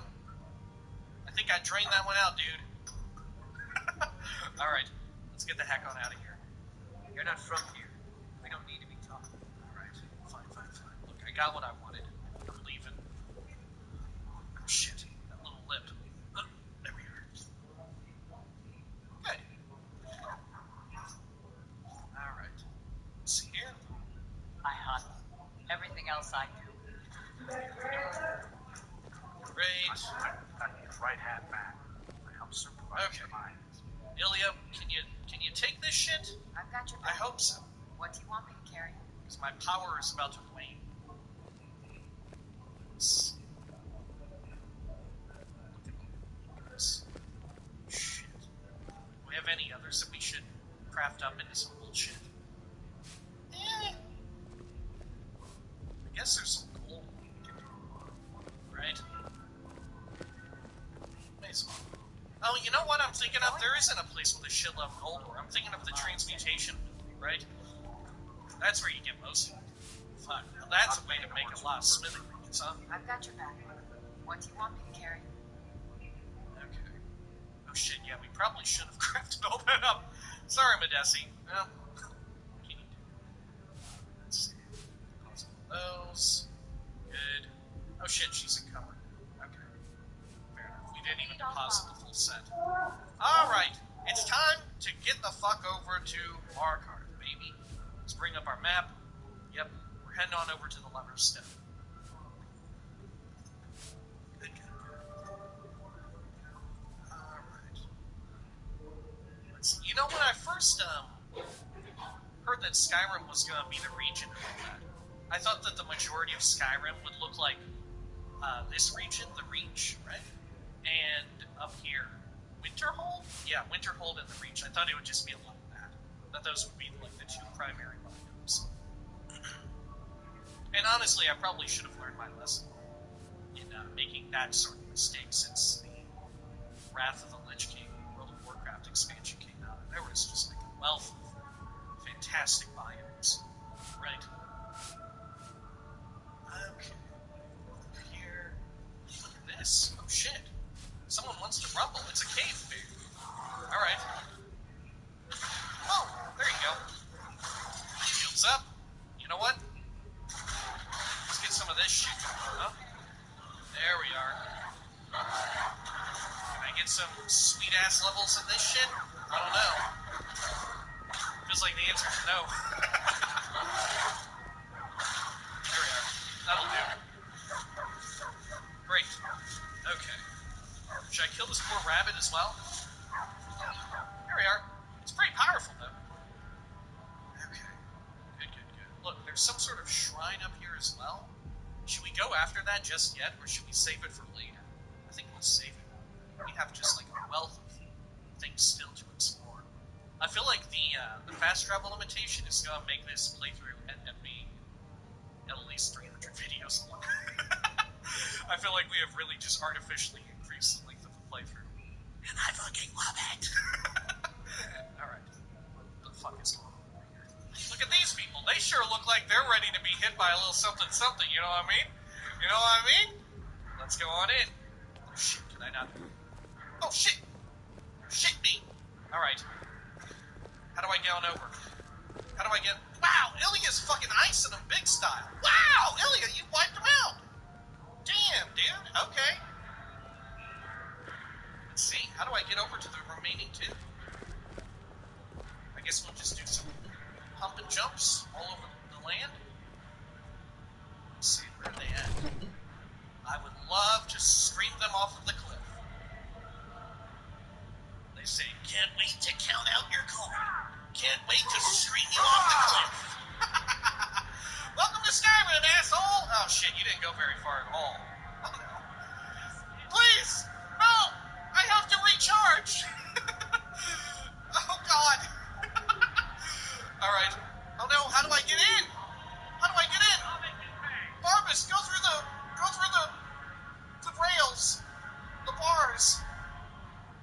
Jeez. How does it open? How can it be done? Through this? Can I jump in this? No, I can't fit in that. Up there? Maybe? Anything good on you? No, not really. They're here to rumble. Show me what you got! No thanks. How the fuck do I get in this place? It's impenetrable. Alright, maybe up this? Where I came down from? Is this really it? You're kidding. No, it can't be. Alright, yeah, this is definitely not it. Maybe it's that cave, huh? Maybe that's it. Shit! Oh, I angled it too high up.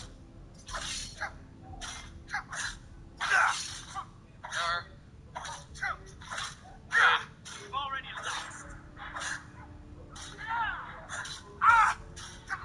I cannot miss it. There we go. Great. Eat a butt. What have you got? Anything? No, just a double slot. Oh shit. This? Could this be it? Oh! I've gotten in! Oh. Hey, Ilya. Okay. Let's pop this shit open. Great. So this burial urn filled with some goodies. Alright. Is this thing rigged to blow? No, it's not. Take some of these, take some of that. Delish. Let's head on up here. Look at this. What a beautiful day in Markarth, huh? Alright. Where are you at? I can see your... Oh, there you are. Hey. Yeah, I see you. Oh shit! Oh, jeez. Jeez! Ilya, go up there and blast her! Alright. Here we go. Oh! Do you like that? Yeah, I bet you don't. I bet you don't. Oh shit, she's got some kind of weird magical power, Ilya. She's slowing me down. She's gonna kill me, Ilya! Jesus Christ! Alright. Should I do an ultimate heal? Probably. Ilya, I'm going so fucking slow. I'm going so fucking slow!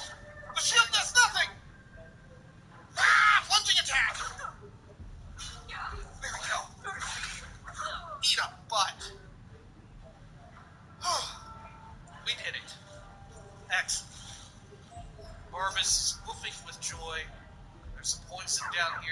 as well. A freaky head unit. What's not to love? Alright. Anything else? We already checked her. Let's check on up and over this precarious little unit. Anything good on this? Oh look, a forsworn staff. Huh. What does that do? Does that do something? What does this do? A gout of fire that does 8 points per second. Targets on fire take extra damage. Well, what do you know? I've never seen a forsworn staff, I don't think. I don't think I've ever seen any of them using a staff. I've seen them use magic, case in point. Whoa! Birds or something! Fuck! Jeez! Burning me out. Or bats? I don't know. Or two. Let's take some of this. Oh, that thing's fun. Anything in the little fun corner? No, nothing. Over here? Whoa, what is this? Blind Cliff Bastion. Oh, shit. Oh, look! What? What is this place? Oh, I'm excited. I'm filled to the brim with wonder.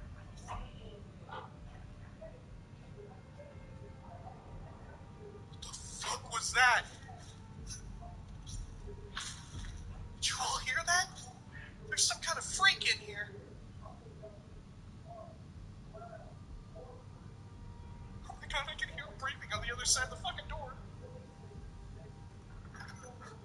Oh! It's a terrifying old lady. She's a friend?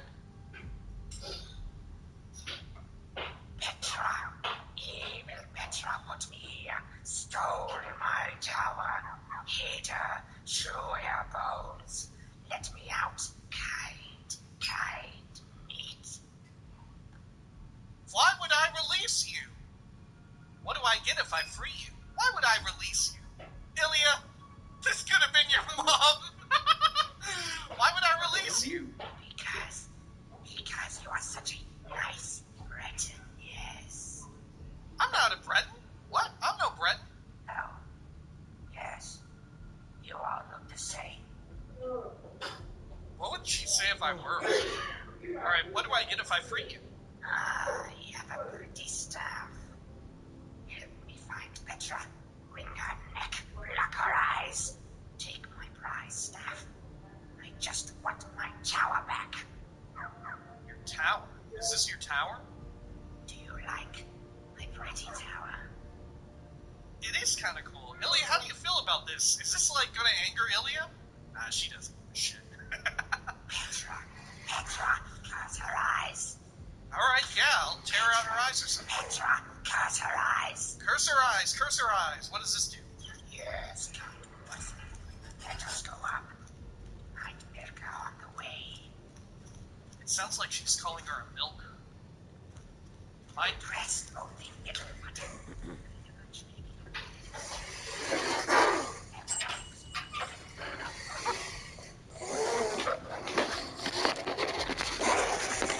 Great, I love it.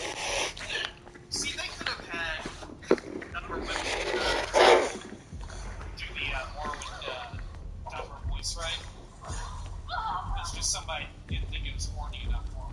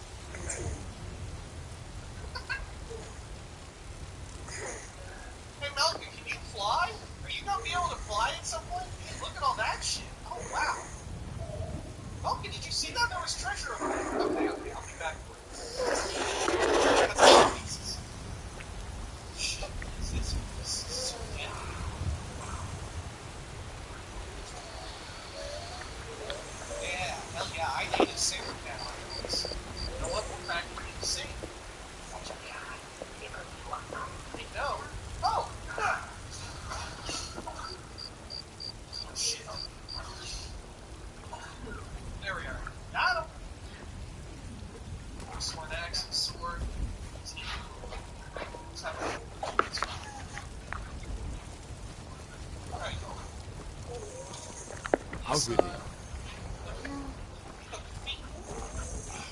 They love feet or something, huh? What's going on?